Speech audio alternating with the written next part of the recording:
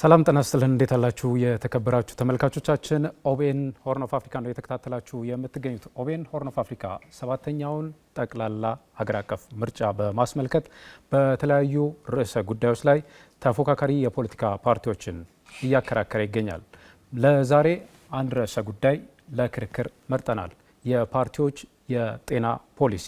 በዚህ የጤና ፖሊሲ ለመከራከር አራት ፓርቲዎች በዚህ በኦቤን ስቱዲዮ ተገኝተዋል። ብልጽግና ፓርቲ፣ የነጻነትና እኩልነት ፓርቲ፣ ህዳሴ ፓርቲ እንዲሁም ትብብር ለኢትዮጵያ ፓርቲ የጤና ፖሊሲያቸውን በማስመልከት በዚህ ዕለት ክርክር ሊያደርጉ ተሰይመዋል። ብልጽግና ፓርቲን በመወከል በስቱዲዮ የተገኙት ዶክተር ቦኮና ጉታ ናቸው።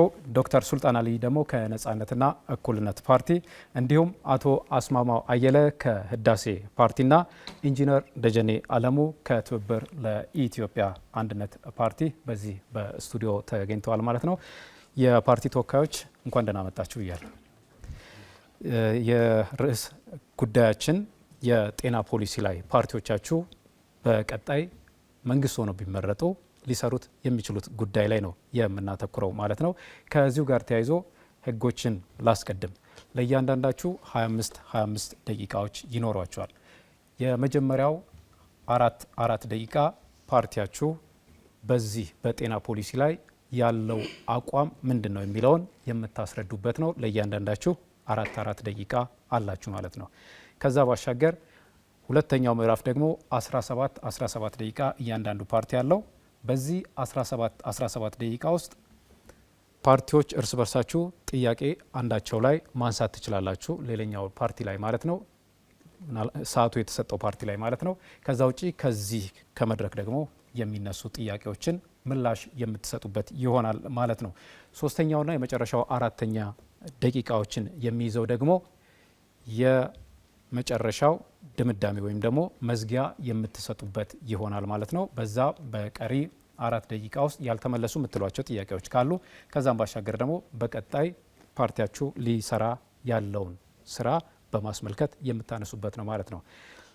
ለአሰራር እና ለአካሄድ እንዲያመቸን እጣዎችን አዘጋጅተናል። እንግዲህ እጣዎችን እዚህ እየመጣችሁ ታነሳላችሁ። በዛ ቅደም ተከተል መሰረት ወደ ክርክሩ እንሄዳለን ማለት ነው።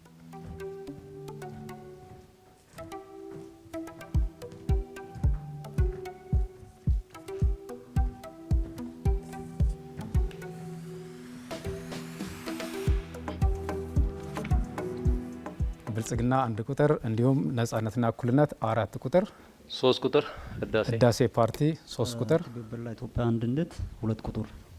በዚህ ቅደም ተከተል ሶስቱንም ምዕራፎች እንጓዛለን ማለት ነው። ስለዚህ በቅደም ተከተላችን መሰረት የብልጽግና ፓርቲ ባሉት 4 ደቂቃ ውስጥ ከጤና ጋር ተያይዞ ያለውን ፖሊሲ አቋሙን ግልጽ እንዲያደርግ ዶክተር ቦኮና ሰዓቱ የእርሶ ነው።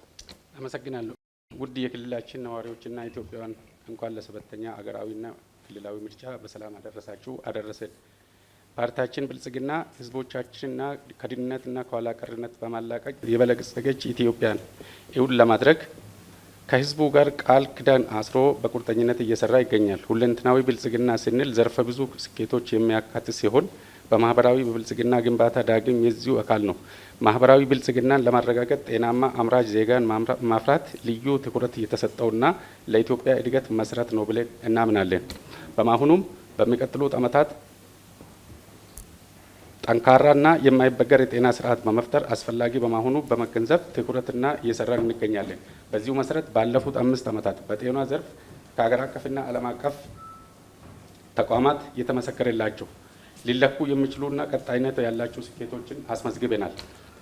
በዚሁም መሰረት 1 የጤና ፖሊሲ መሻሻያና ስትራቴጂካዊ ለውጦች ፓርቲያችን የስነ ህዝብ ለውጥ አገራዊ አህጉራዊና ዓለም አቀፋዊ ክስተቶችን በመገንዘብ ለ31 ዓመት መከላከል ላይ ብቻ ያተኮረውን በማሻሻል የመከላከል እና አክሞ የመዳን ፖሊሲውን ይዞ እየሰራ ይገኛል። ሁለተኛ ሁለንተናዊ የጤና ተደራሽነት ወይ ደግሞ ዩኒቨርሳል ሄልዝ ከቨሬጅ የምንለው ህዝባችን 80% ገጠር ስለምኖር ፕራይመሪ ሄልዝ ኬር የምንለውን 93% ከቨር በማድረግ የጤና መድን ወይ ደግሞ ኮሚኒቲ ቤዝድ ሄልዝ ኢንሹራንስ የምንለውን ባለፉት 5 ዓመታት 10 ሚሊዮን ብቻ የነበረው የጤና መድን ወደ 31 ሚሊዮን በመድረስ እየሰራን እንገኛለን። በመቀጠል የማይበገር የጤና ስርዓትና ድንገተኛ አደጋዎችን በሰው ሰራሽና በተፈጥሮ የሚከሰቱ አደጋዎችን ለመመለስ እንደምናስታውሰው እንደነ ኮቪድና ማርበርግ አይነት በሽታዎችን ማህበረሰባችንን እንዳይጎዳ ተግተን እየሰራን እንገኛለን። በመቀጠል የመድኃኒትና የሕክምና ግብዓት አቅርቦት እንደሚታወቀው በጤና ስርዓት አንደኛና ዋነኛው ህዝባችን የምናገለግልበት አንዱ የአቅርቦት ጉዳይ ነው። በዚሁም የመድኃኒት ሕክምና ግብዓት አቅርቦትን ማሻሻል ከጤናው ዘርፍ ሉዓላዊነት ጋር የተያያዘ ጉዳይ ነው። ጥረታቸውና ፈዋሽነታቸው እየተረጋገጠ መሰረታዊ መድኃኒቶችን፣ ክትባቶችን፣ ግብዓቶችን ተደራሽ ለማድረግ በቁርጠኝነት እየሰራን እንገኛለን። ሀገር ውስጥ የማምረት አቅምን ለማሳደግ የወሰነው ፖሊሲ እርምጃ በ2013 8% የነበረውን በ2018 41% ማሳደግ ችለናል። ይህንንም ቀጥለን አጠናክረን እንቀጥላለን። እንደውም ዘመናዊ የሕክምና መድኃኒት ብቻ ሳይሆን የባህላዊ ሕክምናንም አያይዘን ጥናት ላይ በተመሰረተ መልኩ እየሰራን እንገኛለን። ሌላው ዋነኛው ስንሰራ የቆየው የመሰረተ ልማት ማስፋፋት ነው። ፓርቲያችን ባለፉት 5 ዓመታት በተለያየ ደረጃ የሚገኙ ጤና ተቋማት በተለይም ሆስፒታሎችን 64 ሆስፒታሎችን ጨርሰን አገልግሎት ላይ ለማዋል አድርገናል። አሁንም ወደ 20 ሆስፒታል የሚጠጉ ግንባታ ላይ ይገኛሉ።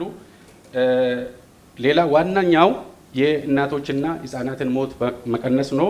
የእናቶችና ህጻናት የሀገራችን የሚሰሶ ጉዳይ መሆኑን ይታወቃል። በዚሁም ባለፉት 5 ዓመታት 267 ከመቶ ሺህ እናቶች ከሚወልዱ ማለት ነው ወደ 140 ለመቀነስ ችለናል። የብልጽግና ፓርቲ ምልክት የስንዴ ነዶ ነው። ብልጽግናን ይምረጡ። አመሰግናለሁ። ትብብር ለኢትዮጵያ አንድነትም በ4 ደቂቃ ውስጥ የፓርቲውን አቋም ከጤና ጋር ተያይዞ። እሺ፣ አመሰግናለሁ። ሰላም ውድና የተከበራችሁ መላ የኢትዮጵያ ህዝብ፣ ዛሬ እኔ እዚህ የቆምኩት የፖለቲካ ውድድር ብቻ ሳይሆን የእያንዳንዱ ኢትዮጵያዊ ህይወት ጥራት የሚወስን አእምሯዊ ትግል ለማካሄድ ነው። ማንኛውም ሀገር የምትለካው በኢኮኖሚ እድገቷ ብቻ ሳይሆን ዜጎች ጤናማ፣ ደህንነታቸው በተጠበቀ ሁኔታ፣ ክብራቸው በሚኖሩበት ሁኔታ እንዴት እንደሚኖሩ ነው። ይህ እውነታ በመገንዘብ ነው ትብብር ለኢትዮጵያ አንድነት በማኒፌስቶ ውስጥ ለጤና ዘርፍ ትልቅ ቦታ የሰጠው። ዛሬ ከጤና ፖሊሲ አንጻር 3 ዋና ዋና ነገሮች እንነጋገራለን። በመጀመሪያው የምንኖረው የጤና ሁኔታ ምንድን ነው? በሁለተኛ ደረጃ እንደ ትብብር አቋም አማራጭ ራዕይና ተግባራዊ መፍትሄዎች ምንድን ናቸው? በሶስተኛ ደረጃ ዛሬ ስልጣን ላይ ያሉ ብልጽግና ፓርቲ ለህዝብ ጤና ያሉ አመለካከትና ድክመቶች ምንድን ናቸው? የኢትዮጵያ ህዝብ ለበሽታ ተጋላጭነቱ ከፍተኛ ነው። ማኒፌስቶው እንደተመለከተው ብዙዎቹ የሀገራችን የጤና ችግሮች ለመከላከል የሚቻሉ ተላላፊ በሽታዎችና ከአመጋገብ ጉድለት ጋር የተያዙ ናቸው። ይህ ማለት በሽታዎች አይቀሬ ናቸው ማለት አይደለም። ይልቁንም አገልግሎት አሰጣጡንና የመከላከያ ስርዓቱ በጣም ከኋላ ቀርቷል ማለት ነው። ከ1000 ህፃን መካከል 112 የሚሆኑት 1 ዓመት ሳይሞላቸው ይሞታሉ። 5 ዓመታት ሳይሞላቸው የሚሞቱት 187 ናቸው። እናታችን በወሊድ ጊዜ እየሞቱ ነው። ንጹህ ውሃ እና መጸዳጃ ቤት አገልግሎት በማጣታቸው ሚሊዮኖች ለበሽታ ተጋላጭ ናቸው። ከዚህ በላይ የመድኃኒት ጥራት ቁጥጥር አለመኖር፣ የባህላዊ መድኃኒት አጠቃቀም ችግር እና እንደ HIV ኤድስ ያሉ በሽታዎች የሚያስከትሉት አስከፊ ቀውስ ገና አልተፈታም። ይህ ሁኔታ በቀጥታ የሚያሳየን ነገር ቢኖር ጤና የፖለቲካ ጉዳይ ነው። መንግስት ለጤና አገልግሎት የሚያወጣው ባጀት እጅግ ዝቅተኛ ነው። የጤና ባለሙያዎች በሚገባ አልተሰነጠኑም፣ በቂ ክፍያ አያገኙም። ከዚህ ባሻገር የጤና ፖሊሲው ራሱ በህዝብ ተሳትፎ ያልተዘጋጀ፣ በአንድ ርዕዮተ ዓለም የተገደበ እና በቂ የማሻሻያ ስራ አልተሰራበትም ነው። ስለዚህ የ2018 ዓመተ ምህረት ምርጫ በዚህ አስከፊ ሁኔታ ላይ ለውጥ ለማምጣት ያለን ቁርጠኝነት እንደሆነ መገንዘብ ይገባናል። የምንጠይቀው ለህይወት የሚሰጥን ቀዳምነት ነው። ክፍል 2 የትብብር ለኢትዮጵያ አንድነት አመለካከት ልዩ ሀሳቦችና የብልጽግና ፓርቲ ጤና ካችመር የውሸት ሽፋን መጋለጥ። የኢትዮጵያ ህዝብ ለብዙ አመታት ሲከራከርበት የቆየው የጤና ችግር ዛሬም እንደ በፊቱ እጅግ አሳሳቢ ነው። ነገር ግን ትብብር ለኢትዮጵያ አንድነት እንደሚያመነው ይህ ችግር መፍትሄ የሌለው አይደለም። መፍትሄው ግን ከአሁን ገዢው ፓርቲ ርዕዮተ ዓለም እና ከዘመነ አሰራር ውጪ ነው። የትብብር ኢትዮጵያ አንድነት አመለካከት ጤና እንደ መሰረታዊ መብት ነው። ትብብር ለኢትዮጵያ አንድነት ጤና እንደ ንግድ እቃ ሳይሆን እንደ መሰረታዊ ሰብአዊ መብት ይመለከታል። ይህ አመለካከት በማኒፌስቶ ውስጥ በተዘረዘሩት ሰፊ ፖሊሲዎች ውስጥ ተንጸባርቋል። በመከላከል ማዕከል ያደረገ ፖሊሲ ማኒፌስቶ እንደሚያመለክተው የጤና ፖሊሲዎች በመከላከል መሪ ላይ የተመሰረተ መሆን አለባቸው። ይህ ማለት በሽታ ከመከሰቱ በፊት በንጹህ ውሃ አቅርቦት፣ በመጸዳጃ ቤት ሽፋን፣ በትምህርት፣ በአካባቢ ንጹህ እና በምግብ ዋስትና ላይ ኤችአይቪ ኢንቨስት በማድረግ ማለት ነው። ሰዓቶትን ጨርሰዋል። እናመሰግናለን። ወደ ህዳሴ ፓርቲ ነው የምናልፈው። ህዳሴ ፓርቲ አቶ አስማማው ይቀጥሉ። ውድ ኢትዮጵያ ሀገራችን ህዝብ እንኳን ለሰባተኛው ሀገር አቀፍ ምርጫ አደረሳችሁ ማለት ፈልጋለሁ። የህዳሴ ፓርቲ ህዳሴ የጤና ፖሊሲ ማኒፌስቶ እንደሚከተለው አቀርባለሁ። በሀገራችን ከተንሰራፉ ማህበራዊ ቀውሶች አንዱ ጤና ነው። የመንግስትም ሆነ የግል ጤና ተቋማት ብዛት ከሀገራችን ህዝብ አንጻር ሲታይ እጅግ አነስተኛ በመሆኑ ዜጎች በቂ የሕክምና አገልግሎት በአካባቢያቸው ማግኘት አልቻሉም። ከዚህ ባሻገር የጤና ተቋማት ስርጭት ፍትሐዊ የጎደለውና ጥቂት የክልል ዋና ከተሞች ብቻ የተወሰነ ነው። የጤና ባለሙያዎች ብዛት፣ የሕክምና መሳሪያዎችና የመድኃኒት አቅርቦት እጥረት የጤና ዘርፉን ችግሮች ይበልጥ ከባድና የተወሳሰበ አድርጎታል። ህዳሴ ፓርቲ የሀገራችን የጤና ዘርፍ ያሉበትን ዘርፈ ብዙ ችግሮች ለማስወገድና ህዝባችን ጥራት ያለው የጤና አገልግሎት ማግኘት እንዲችል የሚከተሉትን የጤና ፕሮግራሞች ተግባራዊ ያደርጋል። የጤናን ሁለንተናዊ እሳቤ መሰረት ባደረገ መልኩ የህብረተሰብ ጤና አጠባበቅ ፖሊሲ ይቀርጻል።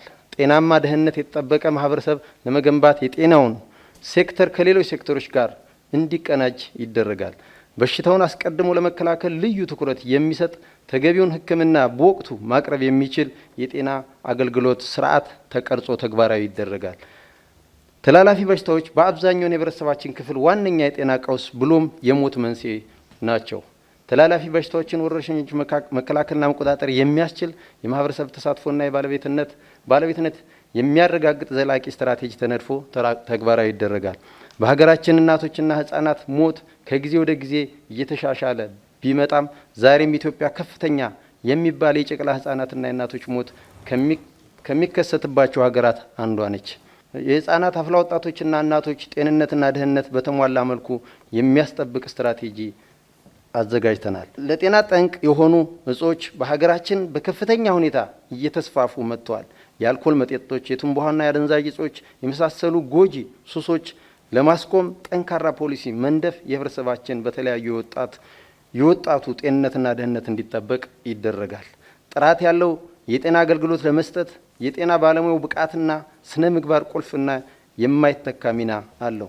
የጤና ባለሙያው የኑሮ ሁኔታ አለመመቻቸት ለህብረተሰቡ በሚሰጡት የጤና አገልግሎት ላይ አሉታዊ ተጽዕኖ ይኖረዋል። በመሆኑም የጤና ባለሙያው ለመደገፍ የተለያዩ ማበረታቻ ፓኬጆች ተቀርጸው በስራ ላይ ይውላሉ። በጤና መስክ ጥናትና ምርምር ማድረግ የተሻለ የህብረተሰብ ጤና አጠባበቅ ስራዎችን ለመስራት ጉልህ አስተዋጽኦ አለው። በጤና ላይ የሚሰሩ ጥናቶች እንዲስፋፉና የህብረተሰቡን የጤና ችግሮች ለመፍታት የሚያግዙ ፖሊሲ ግብአት መሆን እንዲችሉ ከፍተኛ ትምህርት ተቋማትና የምርምር ማዕከሎች ጋር በጋራ የሚሰራበት ስርዓት ያዘጋጃል። ህዳሴ ፓርቲ ጤናው ደህንነቱ የተጠበቀ ማህበረሰብ ለመፍጠር ከምንም በላይ በርትቶ ይሰራል።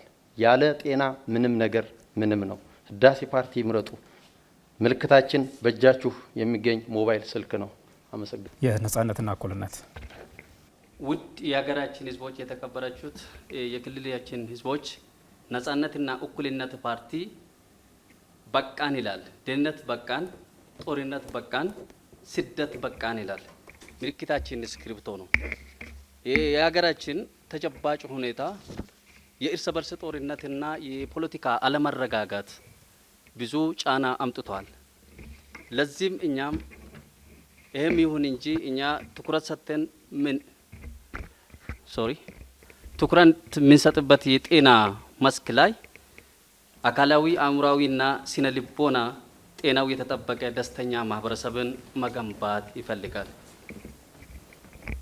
ነጻነትና እኩልነት ፓርቲ የአንድ ሀገር ቁሳዊ እድገት የመጨረሻ ግብ ዜጎቹን ጤናማ፣ ሰላማዊና ደስተኛ ህይወት እንዲኖሩ ማስቻል ነው። አንድ ሀገር የተለያዩ መሰረተ ልማቶቹን የጣራው ጥጉ የዜጎችን ጤና ማስጠበቅ ነው ብሎ ያምናል። ነጻነትና እኩልነት ፓርቲ የአንድ ሀገር እውነተኛ እድገት ከዜጎች አካላዊና መንፈሳዊ ጤንነት ከሰብአዊና ማህበራዊ ፍላጎቶች መሟላት ጋር በእጅጉ የተቆራኘ ነው ብሎ ያምናል። ጤና ለሰዎች የመጀመሪያና መሰረታዊ ፍላጎት ነው ብሎም ያምናል፣ ይሰራል። በአካልና በስነ ልቦና ጤናማ በቂ እውቀትና ክህሎት ያላቸውን ዜጎቹን የጤናማ ማህበረሰብና ሀገረ መሰረት ነው ብሎ ያምናል። ነጻነትና እኩልነት ፓርቲ ጤናማ፣ ደስተኛና ሰላማዊ ሀገር ለመመስረት በአካል በአእምሮና በስነ ልቦና ጤናማ ትውልድን መገንባት ያስፈልጋል ብሎ ያምናል። ይህንን ዓላማ ለማሳካት ከሚያስፈልጋቸው አገልግሎቶች ውስጥ ጤና፣ ትምህርት፣ መኖሪያ ቤትና የተለያዩ ነገሮች ላይ ትኩረት ሰጥቶ ይሰራል። ጤናው የተጠበቀ ዜጋና ሀገር መገንባት ላይ ጤና ዘርፍ አሁን ያለበት ሁኔታ በጣም ስር የሰደደ ችግር ውስጥ መኖሩን ያምናል። ከገጠርም ሆነ ከተማ ውስጥ ያሉት የጤና አገልግሎት የሚሰጡት ተቋማት በጣም ዘርፈ ብዙ ችግር ውስጥ ናቸው ብሎ ያምናል። በቁጥር አናሳ የጤና ባለሙያ የያዘው ጎስቋላ ተቋማት የሀገራችን የጤና ዘርፍ ማሳያ ናቸው ብሎ ያምናል። በሀገራችን ለጤና ዘርፍ የሚመደበው ባጀት በጣም ዝቅተኛ መሆኑንም ከባለፈው 2017 የተመደበው ባጀት 7.3 ከመቶ መሆኑን ዝቅተኛ ባጀት አመዳደብ መሆኑን ያሳያል። ይሄ ደግሞ ዝም ብለን ሳይሆን ከዓለም አቀፋዊ እና በአቡጃ የተፈረምነውን ስምምነት 15 ከመቶ መሆን ካለበት ባጀት እኛ 7.3 መመደባችን ዝቅተኛ ያስብላል።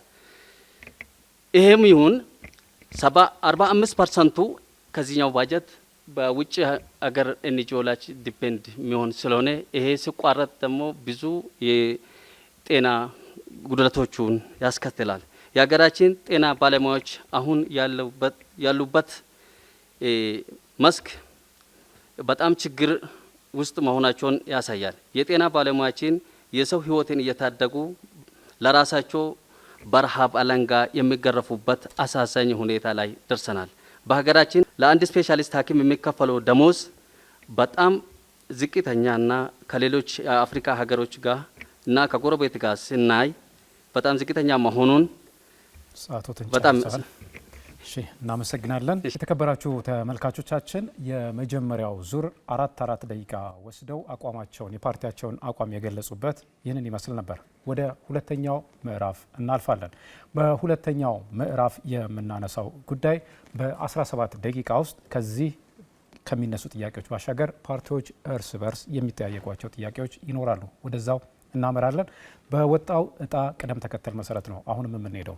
በብልጽግና ፓርቲ ዶክተር ቦኮና ሌሎች የሚያነሱት እንዳለ ሆኖ በቅድሚያ እንዲህ የብልጽግና ፓርቲ በማኒፌስቶ ውስጥ ካነሳቸው እንዲሁም አሁንም ሲናገሩ ካነሱት መካከል የጤና መድን ዋስትና ጉዳይ በዋነኛነት የሚነሳ ጉዳይ ነው። አሁንም በዝቅተኛ የኑሮ ደረጃ ላይ ያሉ ዜጎች ከመድኑ ውጪ ለሆኑ ሕክምናዎችና መድኃኒቶች ከፍተኛ ወጪ እያወጡ መሆናቸውን በተለያዩ ሁኔታዎች ይናገራሉ፣ ዜጎች ማለት ነው። ከዛ ባሻገር የሚነሳው ደግሞ ይህንን አገልግሎት ለማግኘት በሚደረገው ሂደት ውስጥ የኢንሹራንስ ከገዙ ሰዎች ይልቅ በገንዘባቸው የሚታከሙ በመንግስት ተቋማት ሳይቀር ቅድሚያ ሲሰጣቸው ይስተዋላል እና ይህንን ፍትሐዊ አድርጎ ከመምራት አንጻር ፓርቲው ምን እየሰራ ነው? ብልጽግና ፓርቲ በጣም በትኩረት ከሚሰራቸው ስራዎች አንዱ ለማህበረሰብ ጥራት ያለው ተደራሽነት ያለው ጤና አገልግሎት መስጠት ነው። ከነዛ ውስጥ አንዱ የማህበረሰብ ጤና መድህን ነው ወይ ደግሞ ኢንሹራንስ የምንለው ማለት ነው። በጥቅሉ እንዳልኮ ፓርቲያችን የደሃ ደሃ ተብሎ 10% ወይ ደግሞ 10% ከውስጥ ከመንግስት ባጀት ነው ዶግሞ ኢንሹራንስ የሚገዛላችሁ እንጂ የደሃ ደሃ ውጪ ቀርቶ ብር ያላችሁ ወይ ደግሞ ገንዘብ ያላችሁ ብቻ የሚጠቀሙበት አሰራር የለንም። ይሄ በዚህ እንዲረዳ ፈልጋለሁ። ሁለተኛ የጤና መድህን አባል ሆኖ እንደገና የጤና መድህን አባልነትም ከፍሎም በተመሳሳይ ደግሞ እንደገና ሌላ ገንዘብም ከኪስ ከፍሎ ይታከማል የሚል እንደዛ አይነት አሰራር የለም። ኢንሹራንስ ሊታከም አንድ ሰው ሆስፒታል ቢሄድና በገንዘቡ ሊታከም ሌላ ሰው ቢሄድ ቅድሚያ የሚሰጠው በገንዘቡ ሊታከም ለሚሄድ ሰው ነው የሚሉ ቅሬታዎች ይነሳሉ። አይደለም። ምክንያቱም አሁን ላይ ጤና ተቋማት ለሕክምና ከሚመጡ ታካሚዎች 80% የጤና መድህን አባላት ናቸው። ከፍሎ የሚታከሙት በጣም ትንሽ ናቸው ማለት ነው። በቁጥር ደረጃ ደግሞ ስናይ 31 ሚሊዮን ማህበረሰብ የጤና መድህን አባልና ተጠቃሚ ናቸው። የከፍሎ የሚታከሙ ቅድሚያ ያገኛል ያኛ አያገኝም ለማለት እንኳን አንዳንድ ተቋማት እንደውም አንዳንድ ሆስፒታሎች ሄደን ብናይ ካሽ ለመቀበሉ እንኳን አሰራሩ እየቀረ ማህበረሰቡ በብዛት የጤና መድህን አባል ስለሆነ እንደውም የጤና መድህን አባል ያልሆነ ነው ክፍያውን ሰጥቶ ለመቀበል አሁን እየተቸገረ ያለው ቢኮዝ ሲስተሙ ምኑም ከጤና መድህን ጋር የተያዘ ስለሆነ የጤና መድህን አባል የሆነው ወደ ኋላ ቀርቶ 80% ወደ ኋላ ቀርቶ 20% ወደ ፊት ለፊት ይታከማል የሚል አሰራር የለንም። ልዩ ጥቆማና ቅሬታ ያለው አንዳንድ ግለሰብ 31 ሚሊዮን ውስጥ የለም ማለት አልችልም። ግን እንደ አሰራርም እንደ መፍትም እንደዛ አይነት ስራ ምናልባት ኢንሹራንስ ሰዎቹ ቢከፍሉም ምናልባት አገልግሎቱ ከተሰጣቸው በኋላ ያንን ብር ደግሞ የኢንሹራንስ ድርጅቱ ቶሎ አይከፍልም የምን ነገር አለ። ይህንን እንዴት ያፍታል? አዎ የኢንሹራንስ ገንዘብ መጀመሪያ በአግሪሜንት ነው ወይ ደግሞ በውል ነው የሚታከመው ማህበረሰባችን። ውል ማለት ለምሳሌ አንድ ወረዳ ወይ ደግሞ አንድ ጤና ተቋም ከሚቀጥለው ጤና ተቋም ጋር ወይ ወረዳ ጋር ይግባባል። ይሄን ለምሳሌ እንደ አዳማ ብንወስድ እዚህ ዙሪያ ያሉ ከአዳማ ሆስፒታል ጋር አግሪሜንት ይገባሉ። ያ አግሪሜንቱ ክፍያ ከ3 ወር በኋላ ነው የሚከፈላቸው። በየ3 ወሩ ነው የሚከፈለው ማለት ነው። ይሄ አከፋፈሉ ላይ እንዳለው እውነትም ችግሮች አሉ። ምንድነው ችግሩ? ዲሊያንስ መቆየት፣ ቶሎ ክፍያ ለመፈጸም የወረዳዎች ስኪም ላይ ይታያል። እሱን አሁን ምንድነው እያደረግን ያለ ነው? ዲጂታላይዝድ እያደረግን ነው። ዲጂታላይዝድ ማለት የ90 ቀን ውል ከሰጠን ወይ ደግሞ የ30 ቀን ውል ከሰጠን በዛ በውሉ መሰረት ቶሎ እንዲከፈል የባንክ ሰነድን በዛው እንዲተላለፍ እየሰራን ነው ያለ ነው። ችግሩ ግን ቶሎ አለመከፈሉ 30 ቀን የሚሆን 15 ቀንም የማሳለፍ እንትኑ ይታያል። እሱን እኛም አይተናል፣ የምናስተካክል ይሆናል። እኔ ለብልጽግና ማንሳት የምፈልገው በተለይ የዚህ የወጣቱን ጤንነት ከመጠበቅና ጤናውን ቀድሞ ከመከላከል አንጻር በጣም ሰፊ የሆነ ክፍተት እንዳለ ያው ወጣቱን በአደባባይ ማየት የሚቻልበት ሂደት አለ።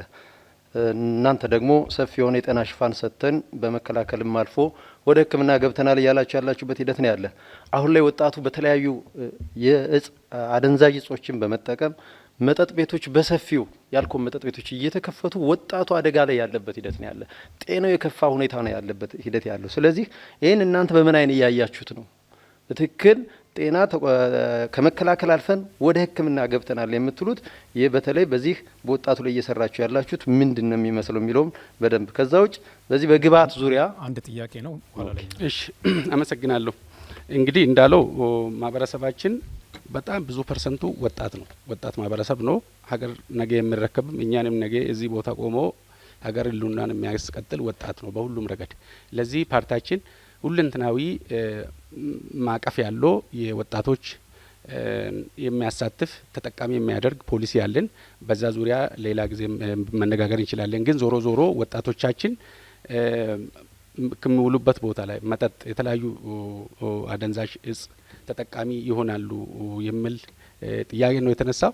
እንደ ፓርቲ ወጣቶቻችን ዩዝ ፍሬንድሊ ሰርቪስ የሚላለን ጤና ተቋማት ውስጥ አንድ ኦፕን አንድ ዊንዶ ለብቻ ለወጣቶች ብቻ ወጣቶች መጥቶ ተሞክሮን የሚለዋወጡበት እዛ የሚማማሩበት አንዱ አንዱን የሚያስተምር አገልግሎት አለን። ግን ሆኖም ወጣት ወይ ደግሞ ግለሰብ ሲነጣጠል አደንዛዥ እጽ የማይጠቀም ሰው አለ ብዬ መናገር አልችልም። የማይጠጣ ሰው አለ ብዬ መናገር አልችልም። ግን እንደ ፖሊሲ ወጣቶቻችን ጤናችሁ የበለጸገ አእምሮአዊ፣ አካላዊ የጠነከረና ለሀገር ልንታ የሚሆኑበት አሰራርና ፖሊሲ ቀርጸን እየሰራን እንገኛለን። አልፎ አልፎ አንድ ሙሉ ሁለት ወጣት ብዙም ይሁን አሉባልታ ቦታ የሚውሉትን ደግሞ ለማስተማርም ግንዛቤ ለመስጠትም ከፕሪሞርዲያል ወይ ደግሞ ከመጀመሪያ ግንዛቤ ጀምሮ እስከ ከፍተኛ የጤና ፖሊሲ መከላከል ላይ አሰራር አለን፣ መመሪያ አለን። በዛ መልኩ እየሰራን እንገኛለን። አሁንም የምንሰራበት ጉዳይ የሁላችንም የጋራ ጉዳይ ስለሆነ የወጣቶች ጉዳይ ተጋግዘን ተግባራዊ የምናደርግ ጉዳይ ነው። ብልጽግና ፓርቲ አብዛኛውን ጊዜ ትኩረቱ ትላልቅ ግንባታና ቤተ መንግስት ላይ ነው። ነገር ግን የጤና ባለሙያዎች ለነሱ በማይገቡ ደሞዞች ይኖራሉ። ባለፈው ብዙ አብዛኛ የጤና ባለሙያዎች ለዚህ ደሞዙን በተመለከተ ጥያቄ አንስቶ ነበሩ። አንድ ጤና ባለሙያ በቂ ደሞዝ ካላገኘው ሕክምና ላይ መስራት አይቻልም ማለት ነው። መምህራኖቹን በዚህ ልክ ይሄ ባለበት ሁኔታ ብልጽግና ጤናው ፖሊሲን በተመለከተ እንዴት እንዲበለጽግ ማድረግ ይችላል ነው? ፓርቲያችን በአምናው እና በዚሁ ክረምትም የደሞዝ ጭማሪ ለሁሉም መንግስት ሰራተኞች አድርጓል። ይሄን እንግዲህ የተደረገው ጤና ባለሙያ ከውስጥ የቀራበት ወይ ደግሞ ለሌላ የተለየ የጨመረበት አግባብ አይደለም ያለው። ለሁሉም የመንግስት ሰራተኛ በህጉ መሰረት የተጨመረበት ሁኔታ ነው ያለው። በቂ ነው አይደለም የሚለው ነገር ምንም ጥያቄ የለውም። ደሞዝ ለማንም ሰው እዚህ ሀገር ውስጥ በቂ አይደለም። እንግዲህ ደሞዝ የሚጨመረው ሀገራዊ እድገትን ሀገራዊ ብልጽግናን ግንዛቤ ውስጥ በማስገባት ነው የሚጨመረው። በዛ ደረጃ ሀገራችን አምናው ደሞዝ በጥሩ ሁኔታ በሚባል ደረጃ በቂ ባይሆንም ማለት ነው ጭማሪ አሳይቷል። ይሄ እንግዲህ ቤተ መንግስት ስለተገነባ ወይ ደግሞ ቤተ መንግስት ስላልተገነባ አይደለም። ቤተ መንግስት ከመገንባቱ በፊትም ደሞዝ ጭማሪ አልተደረገም። ቤተ መንግስት ደግሞ ያው ኑሮ እንደተለመደ ቆሼና የቆሸሸ ቤተ መንግስት ውስጥ እንዲኖር ካልታሰበ በስተቀር ደሞዝ በመጨመሩ አይደለም። መንግስታችን ፓርቲያችን በብልጽግና ፓርቲ የተመሰረተው መንግስት ማለት ነው የቻለውን ኃይል ሀገር የፈቀደውን ኃይል ደሞዝ ጨምረዋል።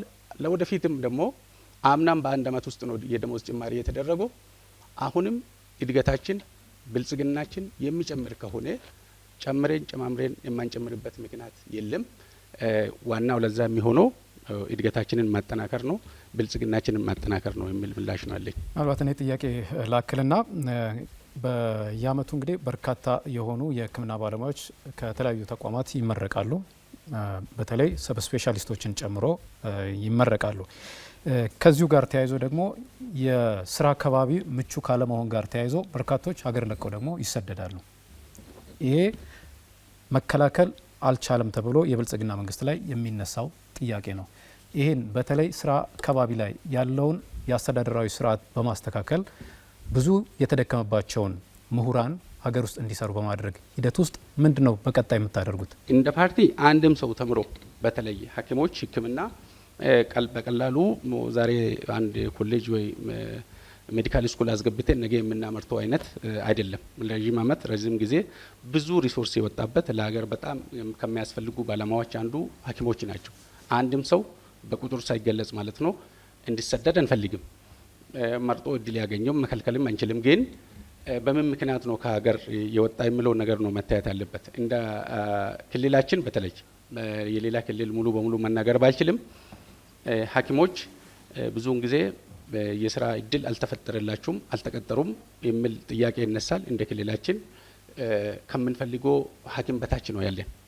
ከምንፈልገው በታች ማስታወቂያ አውጥተን ገበያ ላይ ግን አሉ እኮ አይደለም። ገበያ ላይ አሉም የለውም። ምንድነው ያሉት? ገበያ ላይ ያሉት ሴንተር አካባቢ የሚፈልጉ ናቸው በብዛት። እኛ ግን በብዛት ፔሪፌሪ ላይ የተወሰነ ሐኪም ብቻ የያዘው ሆስፒታል ስላለን ነገም ተነጎዳም ኦሮሚያ ጤና ቢሮ ሄዶ ማንኛውም ሐኪም መቀጠር ይችላል። ለዚህ ያንን አካባቢ እንዳይመርጡ ያደረጋቸው ምክንያት ምንድነው? አሁን የግለሰቦች ፍላጎት ነው። አልፎ አልፎ ደግሞ ከሰላም ጋር ተያይዞ የሚቀሩበት ሁኔታዎች ይኖራሉ። ዞሮ ዞሮ ግን ሐኪም ከማንኛውም ፖለቲካ ነፃ ነው። አሁንም ያለው እዛ ያለውም ሐኪም ነው። ሜዳ ላይ ቀርቶ አዲስ አበባ አካባቢ ብቻ ስራ የለም ብሎ የሚዘዋወርም ሐኪም ነው። ሄዶ ቢሰራ እዛ ያለውም የደረሰበት ችግር ለጊዜ አላጋጠምንም። ስለዚህ ማንኛውም ሰው ኦሮሚያ ውስጥ ከዳር እስከ ዳር መጥቶ ከኛ ጋር ለማስራት ፍቃደኛ የሆነ ሐኪም ሌላም ባለሙያ ሐኪም ብቻ አይደለም፣ ሌላም ባለሙያ 60% ነው ሽፋን ያለን ከምንፈልገው ማለት ነው። ይሄ እውነታው ነው። ሐኪም ወይ ደግሞ ሌላ ባለሙያ ስራ አጥቶ ቦታ አጥቶ የምንከራተትበት ክልል ሳይሆን የኛ ክልል ሐኪም ህዝቡ የሚፈልገው ክልል ነው። ህዝባችን የትም ቦታ አዲስ አበባም አዳማም አገልግሎት ይፈልጋል። ለዚህ አገልግሎት ደግሞ ሐኪም ያስፈልጋል። ሐኪም ደግሞ መላክ እንፈልጋለንና መጥቶ ቢሰሩ ከሚሰደዱ ለሌላ ችግርም ከሚጋለጡ ከኛ ጋር ቢሰሩ ምናልባት ችግሮች አሉ፣ ክፍያ በቂ አይደለም የሚባለውን እኛም እያየን ስለሆነ እሱን አብረን ከእድገታችን ጋር የምናሻሻል ይሆናል። ከዛ ውጭ ግን በፖሊሲ ደረጃ አስተምረን ሜዳ ላይ የምናስቀረው ሐኪም የለንም ለማለት ነው። የክፍያ ጉዳይ መነሳቱ ካልቀረ አንዳንድ አካባቢ እንኳን ደሞዝ ቀርቶ ሐኪሙ ያለ እንቅልፍ ሌሊትን አድሮ ዱቲ የማያገኝበት ሁኔታ አለ። ያንን እንዴት ያውታል? ዱቲን በተመለከተ እንቅልፍ አጥቶ ሕክምና በነገራችን ላይ ቤት ውስጥ ስልክ ሌሊት ስረብሽም ምን ያህል እንደሚያስቸግር እናውቃለን አይደለም? ዱቲ ሌሊት አድሮ ከታካሚ ጋር ይሄንን የዱቲ አሰራር በደሞዝ ነው የሚከፈለው። ደሞዝ ሲጨምር ዱቲም አብሮ ይጨምራል። ይሄንን እናውቀዋለን፣ ፓርታችንም ያውቀዋል። ተገቢ ጥያቄም ነው ብሎም ይቀበላል፣ አምኗል። መጨመር ሳይሆን አትከፍሉም ነው እንዳል ጥያቄው እኮ ገባኝ።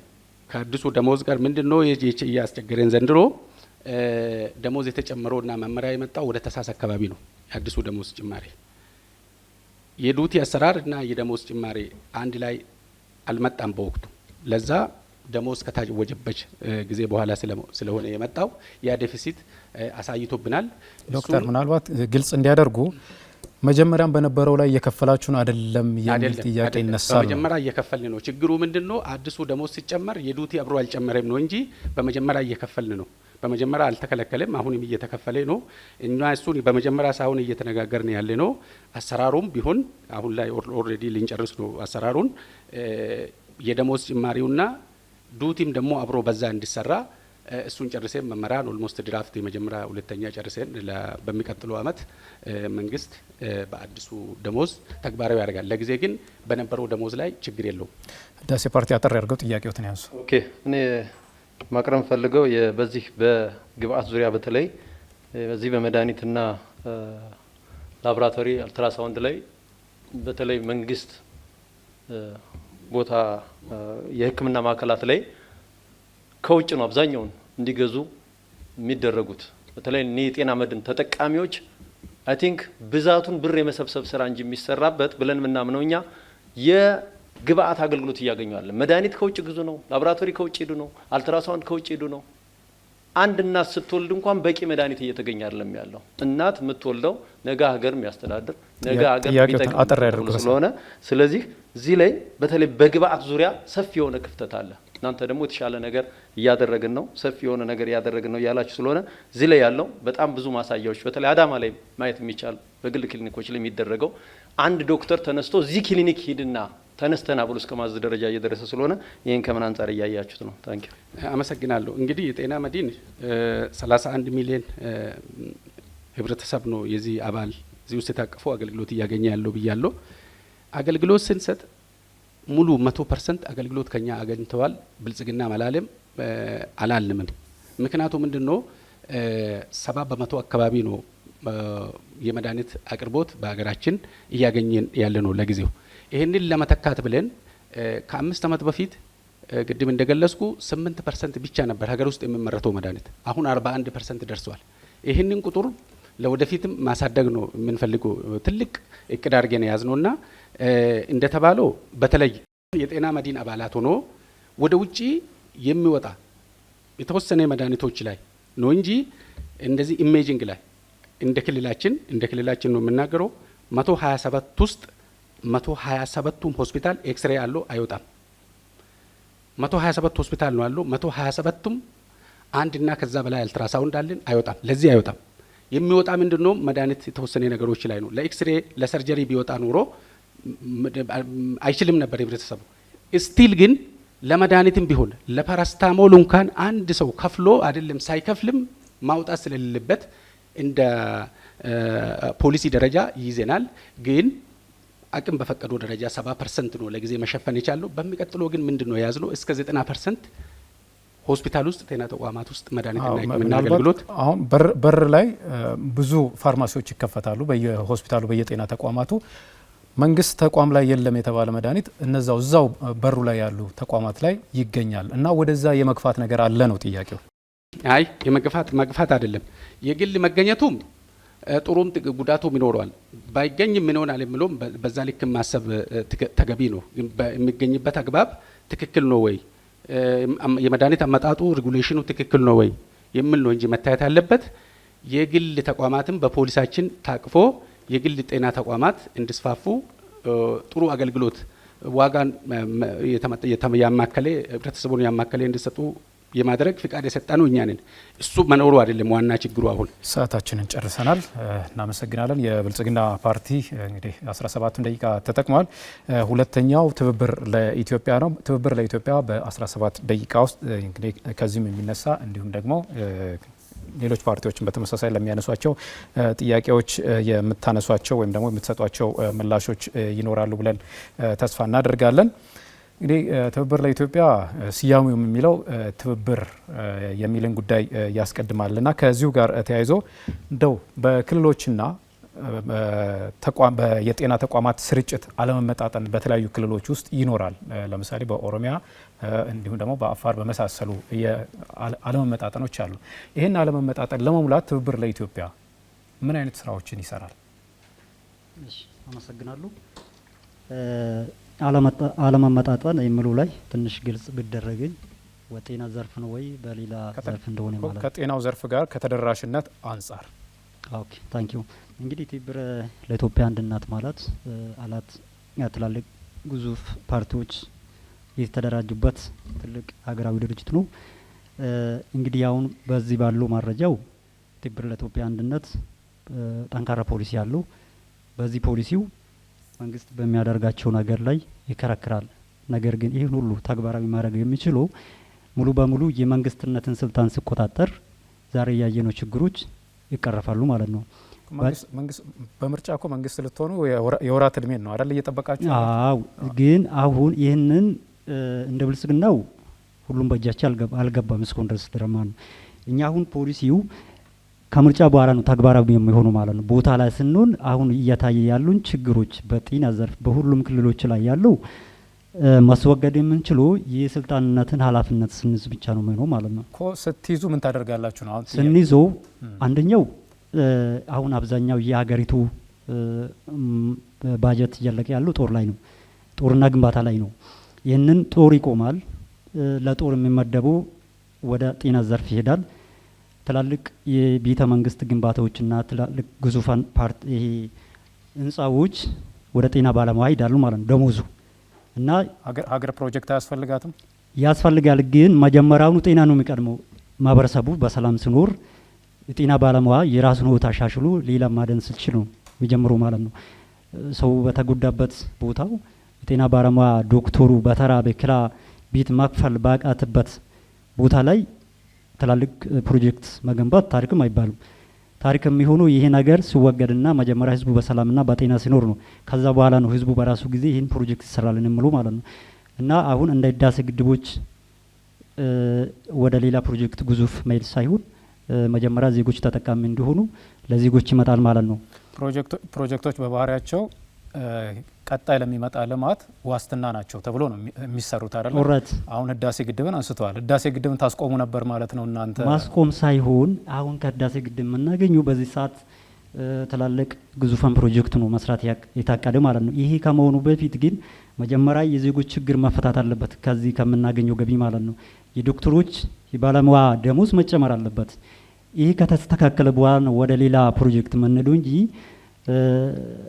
ዶክተሩ ብዙ ዋጋ ከፍሎ ዛሬ መኖር ካልቻለው ምንም ይህ ታሪክ አይባልም፣ ፖሊሲም ይሰራል አይባልም። መጀመሪያ የጤና ባለሙያ ህይወት ማስተካከል ነው፣ ከዛ በኋላ ነው የሚሆነው ማለት ነው። ምናልባት ከደሞዙ ጋር ተያይዞ እንግዲህ ቅድም ዳታ ለመስጠት የተሞከረበት 7.3 በመቶ የበጀት ሽፋን ለጤናው ዘርፍ የሚደረግበት ሀገር ላይ ነው ያለ ነው የሚል አሀዝ ተነስቷል።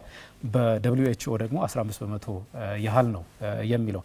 እናንተ የጤናውን በጀት ወደ ስንት አድርሳችሁት ደሞዙን ምን ልታደርጉት ነው? እስቲ ነው እሱን በግልጽ ቢነግሩ።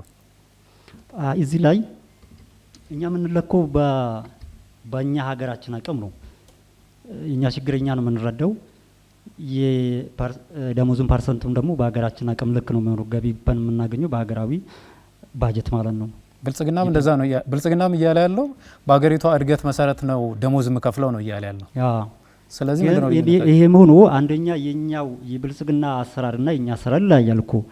መጀመሪያ አሁን ብልጽግናው ሁሉም በእጁ ይዞ ግን መጀመሪያ ያስቀደመው ትላልቅ ፕሮጀክቱን ነው ማስቀደም ያለበት። የጤና ባለሙያ ደሞዝ ነው። እኛ የምናደርገው ይሄ ነው። ይሄ ከተስተካከለ በኋላ ነው በሀገሪቱ መጠን የደሞዝ ፐርሰንት የምናስተካክለው ማለት ነው። ጥያቄ ያለኝ ያለው አንዳንዴ ይገርማል። አሁን እኛ ፖሊሲውን የምንናገረውና የምንቀርጸው ማይኮትን ያስጠጉም ፖሊሲውን የምንቀርጸው መንግስት ከሆነ በኋላ ነው። አሁን ቃል እንገባም። በምን ልመረጥ ነው? በምን ምረጡኝ ነው የምለው? ህዝቡ ምን አይቶ ነው የሚመርጠው? ይሄን ፓርቲ ቢመርጥ እንኳን እኛ የኢትዮጵያ ህዝብ ያውቃል። ፖለቲካ መልካም ነገር ነው። ነገር ግን አንዳንድ ጊዜ በገዢ ፓርቲ ሲያስ በመጥፎ ይታያል በህዝቡ ዘንድ ማለት ነው። ይሄ ምርጫ ነው። ህዝብ ይሄ የተሻለ ፖሊሲ ካለ የተሻለ ፖሊሲ ያለው ድርጅት ነው የሚመርጠው። ይህ ስል ደግሞ አሁን ህዝቡ ከኖረው የራሱ ህይወት ራሱ ይወስናል፣ መብት ስላለው ማለት ነው። ምክንያቱም ሀገር የምትመራው በጉልበት ሳይሆን ፖለቲካን በመያዝ ሳይሆን በተሻለ ፖሊሲ እኛ ህዝቡ የሚመርጡን የህዝባዊ አጀንዳዎች አሉ፣ የህዝብ ችግሮች አሉ። ብልጽግና መከናወን ያልቻለ ብዙ ፖሊሲዎች ስላሉ ይህንን ደግሞ እኛ ህዝቡ ከመረጠን ቃል እንገባለን ለመከናወን ይመቱ ቀን አስራችን ይህ ሊሆን ይችላል። ሌሎች ትላልቅ የሀገራዊ ችግሮች ብልጽግና ማስተካከል ማፍታት ያልቻሉ ሊሆን ይችላል። ጥርት ያለ ፖሊሲ ያላስቀመጣችሁም ነው ተቀምጧል። ጥርት ያለ ፖሊሲ ተቀምጧል እኛ ላይ ማለት ነው። ምናልባት እኔም ትንሽ ግር ያለኝ ልማቶችን ትተን ወደ ጤና ብቻ የምንገባ ከሆነ ሰላምን ትተን ወደ ጤና ብቻ የምንገባ ከሆነ እንዴት ተደርጎ ነው ጤናው ብቻ ሊመራ የሚቻለው? ልማት በሌለበት ሰላም በሌለበት በምን መንገዱ ነው ደግፋችሁ ይህንን የጤናውን ሂደት ብቻ ልታስቀጥሉ የፈለጋችሁ? ሌሎች የልማት ስራዎችስ? ሌሎች ሰላም በሌለበት ሀገር የለም። አይነው ጤና በሌለበትም ምንም እንደሌለ እናምናለን። ስለዚህ ሰላምን አፍርሰን ጤናን እንገነባለን ነው የኔ ሴንሱ የምሰማው እነሱ። ስለዚህ ምናልባት ዝም ብሎ አንቲ ሆኖ ብቻ ለመቅረብ ብቻ ተነግሮ ከሆነ ትክክል አይደለም። ስለዚህ በምን መንገዱ ነው ይዛችሁ ልትሄዱ የተጓዛችሁት? ፖሊሲውም ጥርት ያለ አይደለም እዚህ የቀረበው። ወደ ሌላ አንተን ነገር ነው ስንሰማ የቆየ ነው ትችት እንጂ ፖሊሲያችን ይሄ ነው የሚለውን ነገር የሰማንበት ሂደት ስለሌለ ምናልባት ያለው ደቂቃ ሰፊ ስለሆነ እዚህ ጋር ብሪፍ ማድረግ ይቻላል። እሺ፣ አመሰግናለሁ። ትክክለኛ ጥያቄ ባይሆንም ለኔ ይሄ የጊዜ አንጻር በደቂቃ ነው ተገደብኩት ማለት ነው፣ ሰፊ ፖሊሲዎች ስላሉ። ሁለተኛ ደግሞ የተነሳው ጥያቄ እናንተ መንግስት ስትሆኑ ጤና ብቻ ነው የምታከናውኑ የሚለው ይሄ ተሳሳቲ ሀሳብ ነው ሙሉ በሙሉ ማለት ነው። አንደኛው አንድ ድርጅት ከተመረጠ መንግስት ሲሆን የራሱ ፖሊሲዎች ህገ መንግስት አለው፣ ማስቀደም ያለበት ያስቀድማል። ይህ ሲባል ደግሞ ጤና ዘርፍ ብቻ አይደለም ያለው ፖሊሲ ማለት ነው። ብዙ ፖሊሲዎች ስላሉ እሱ በኦርደር በቅድመ ተከተል የሚከናወን ይሆናል ማለት ነው። ስለዚህ ሰላምን አፍረሳችሁ የሚለው ከሁሉ በላይ የሚቀድም ሰላምና ጤና ነው። ሰላም ሲኖር ጤና ይኖራል፣ ጤና ሲኖር ሰላም ያስፈልጋል ማለትና እንዲሆን ይደረጋል። መቀደም በቅድመ ተከተል መከናወን የሚገባ ነገሮች ለመላ ኢትዮጵያ ህዝብ ይከናወናል የሚል ሀሳብ አለኝ ማለት ነው። እሺ፣ ምናልባት እንግዲህ ካነሳቸው መካከል ጤና የፖለቲካ ጉዳይ ሆኗል ብለዋል ቅድም ሲያነሱ፣ እንዴት የሚለውን ነገር ያብራሩኝ። ጤና የፖለቲካ ጉዳይ ትክክል ነው፣ መሆንም አለበት። ፖለቲካ ማለት ከፖለቲካ ጋር የማያያዙ ነገሮች የለም ዓለም ላይ። እርሶ ግን ብልጽግና ለመተቸት ነው። ብልጽግና ጤናን የፖለቲካ ጉዳይ አድርጎታል አሉ። አሁን ደግሞ ጤና ልክ ነው የፖለቲካ ጉዳይ ነው። እርስ በርሶ አይጋጭም ንግግር? አይ የፖለቲካ ጉዳይ አድርጓል አላልኩም። እኔ ምናልባት የተሳሳተ እይታ ሊኖር ይችላል፣ አለመረዳት ሊሆን ይችላል እንጂ እኔ በግሌ ከዚህም አላልኩም። የድርጅቱም አቋም አይደለም። የፖሊሲ ጉዳዩ እንግዲህ ባለቤቱ ያልተናገረውን እኛ በግድ እናናግረውም። ሰላምን በተመለከተ እንግዲህ አንድ ነገር ፈልጎ ሰላም የምነሳ የለም። እንደው 4 ፓርቲ ነው የተዋህዶ ነው ያለው። በአራቱ መካከል ያለው የሰላም ሁኔታና ከሀገራችን ጋር ያለው እንትን ሰላም ራሱ የሚነሱን እነሱ እየመሰሉኝ ነው። ምክንያቱም ሀገር ሰላም ሳታገኝ ሀገር ሰላም ሳትሆን የትኛው ፖሊሲ የትኛው የሀገር ህልውና ነው የሚከበረውና ነው ለሰላም የሚወጣ ለሰላም ማይኮትን ከፍ ያርጉ ዶክተር። እሺ አመሰግናለሁ። ከብልጽግና የጠየቁት ጥያቄ ትክክል ነው፣ የኛም ጥያቄ ነው። ሀገር ሰላም ሳትሆን የትኛው ፖሊሲ ይዛችሁ ነው የምትመረጠው የሚለው ትክክል ነው። የፓርቲዎችም ጥያቄ ነበር። ይህንን ሰላም ማስከበር የነበረበት ብልጽግና ነበረ። ሀገርን እየገዛሉ ገዢ ፓርቲ ብልጽግና ነው። እኛው ይሄ ሰላም ማስከበር ፓርቲዎች በተሻለ መንገድ ይሄዳሉ። ነገር ግን እናንተው ትብብር ውስጥ ያሉ ፓርቲዎች ሰላም እየነሱን ነው ብልጽግና እያለ ያለው። ሁለተኛ ደግሞ እኛ ሰላም ለማስከበር ብለን ነው እየሰራን ያለ ነው እንጂ እንዳልኮ ሰላምን ለመደፍረስ አይደለም። ስለዚህ እሱ ላይ ግልጽ አድርግልን። አሁን እንደዛ እኮ ነው። አሁን ከጥያቄ ነው በዛ በጠየቅኝ አንግል ነው እኔ መለስኩልህ። አሁንም በጠየቅኝ አንግል እመልስልሃለሁ። አንደኛው ይሄ ትብብር ለኢትዮጵያ አንድነት 4 ግዙፍ የሆኑ ፓርቲዎች ሀገራዊ ፓርቲዎች ነው የተጣመሩት ማለት ነው። ትልቁ ዓላማ ሰላም የማምጣት ነው። በፓርቲዎች መካከል ተመሳሳይ ፖሊሲ ያሉ ፓርቲዎች ነን እኛ ማለት ነው። ጽኑ ሰላምና ትብብር አለ። እኛ የምንተጋው ለዚህ ሀገር ሰላምን ለማምጣት ነው። መጀመሪያው እኛ የሰላም ባለቤት ሳንሆን ሰላም ማምጣት ስለማንችል እኛ አሁን ከሁሉም ህዝብም እንደምንረዳን ሰላም ስላለን ነው በአንድነት የመጣ ነው ማለት ነው። እና ሰላም አለን ለማለት ፈልጌ ነው። እሺ ወደ ጤናው ልመልሶት እንደገና ከ1000 ጨቅላ ህጻናት መካከል 112 እርስዎ የጠቀሱት ቁጥር ነው እየጠቀስኩ ያለሁት 112ቱ በጨቅላነታቸው ይሞታሉ አሁን ያለ ቁጥር ነው ብለው ነው ያነሱትና ይሄንን ወደ ምን ለመቀነስ ወይም ወደ ምን ለማውረድ ነው ፓርቲያችሁ የሚሰራው? እሺ በዚህ በተነሳው ስታቲስቲክስ ይሄ በ5 ዓመት የሆነ ስለሆነ እነኚህ ህጻናቶች የሚሞቱት በተለያየ ክራይስ፣ በተለያየ ጤና ችግር፣ በተለያየ ምግብ እጦት፣ በተለያየ ነገሮች ስለሆኑ እኛው ይህንን ጊዜ ካለፍ ነው ህዝቡ ከኛ ጋር ሆኖ እችን ጊዜ ከተሻገር ነው ይህንን አሁን በጠየቀኝ መሰረት የሚስተካከል ይሆናል የሚል እምነት አለኝ ማለት ነው። እኔ አሁንም ግልጽ አልሆንልኝ አለ ያ ጤናና ልማትን ላይቻል አላይም። ምክንያቱም የኢትዮጵያ ህዝብ አብዛኛው በገጠር የሚኖር ከ85% በላይ ገጠር ውስጥ የሚኖር ነው። ስለዚህ ይሄን ህዝብ በጤና ጣቢያዎች በጤና ኬላዎች ልናገናኝ ከተፈለገ መሰረተ ልማት ያስፈልጋል። ስለዚህ መሰረተ ልማትን ሳንዘረጋ ጤና ኬላን አንዘረጋ። አምቡላንሶች ምንላቸው ዶክተሮች የጤና ተቋሞችን ለመገንባት መሰረተ ልማት ያስፈልጋል። ስለዚህ ይሄን ከምን አይታችሁት ነው እናንተ ጤናን ብቻ በሄሊኮፕተር እያረፈ ነው የሚታከመው ወይስ በመልኩ እያደረጋችሁ ነው መሰረተ ልማትን ቀንሰን ወደ ጤናው ብቻ እናደርጋለን የምትሉበትን ሂደት እዚህ ላይ በጣም ግልጽ ቢሆን መሰረተ ልማትና ጤና ልዩነት ስለሌላቸው አጠር አድርገው ይመልሱልኝ። ሌላም ጥያቄ ስላለ ነው። እሺ አመሰግናለሁ ወንድሜ ስለጠየቀኝ ጥያቄው። አሁን እኛ የቆምንበት እሹ የፖሊሲ እሹ ነው፣ የልማት እሹ አይደለም። በነገራችን ላይ ያው ልማትም ፖሊሲ ነው፣ ልማትም ፖሊሲ ነው። እንደዛም ከሆነ ልማት ይቀድማል፣ ከዛ ፖሊሲ ይሄዳል። ከአንድ ሆስፒታል ወደ ሌላ ሆስፒታል የሚያገናኝ ፖሊሲና ልማት አይምታታው ማለት ልማት አንድ ፖሊሲ ነው፣ የጤና ፖሊሲ ሌላ ፖሊሲ ነው። የልማት ፖሊሲ ሌላ ነው፣ የጤና ፖሊሲ ሌላ ነው። ይሄ የራሱን የቻለ ፖሊሲ ነው። ይሄ የጤና ፖሊሲ ላይ ነው ያለ ነው። የልማት ፖሊሲ ከተማ ልማት ሊሆን ይችላል፣ የገጠር ልማት ሊሆን ይችላል። ይሄ ደግሞ ከዚህ ጋር የሚያያዝ ጉዳይ አይደለም።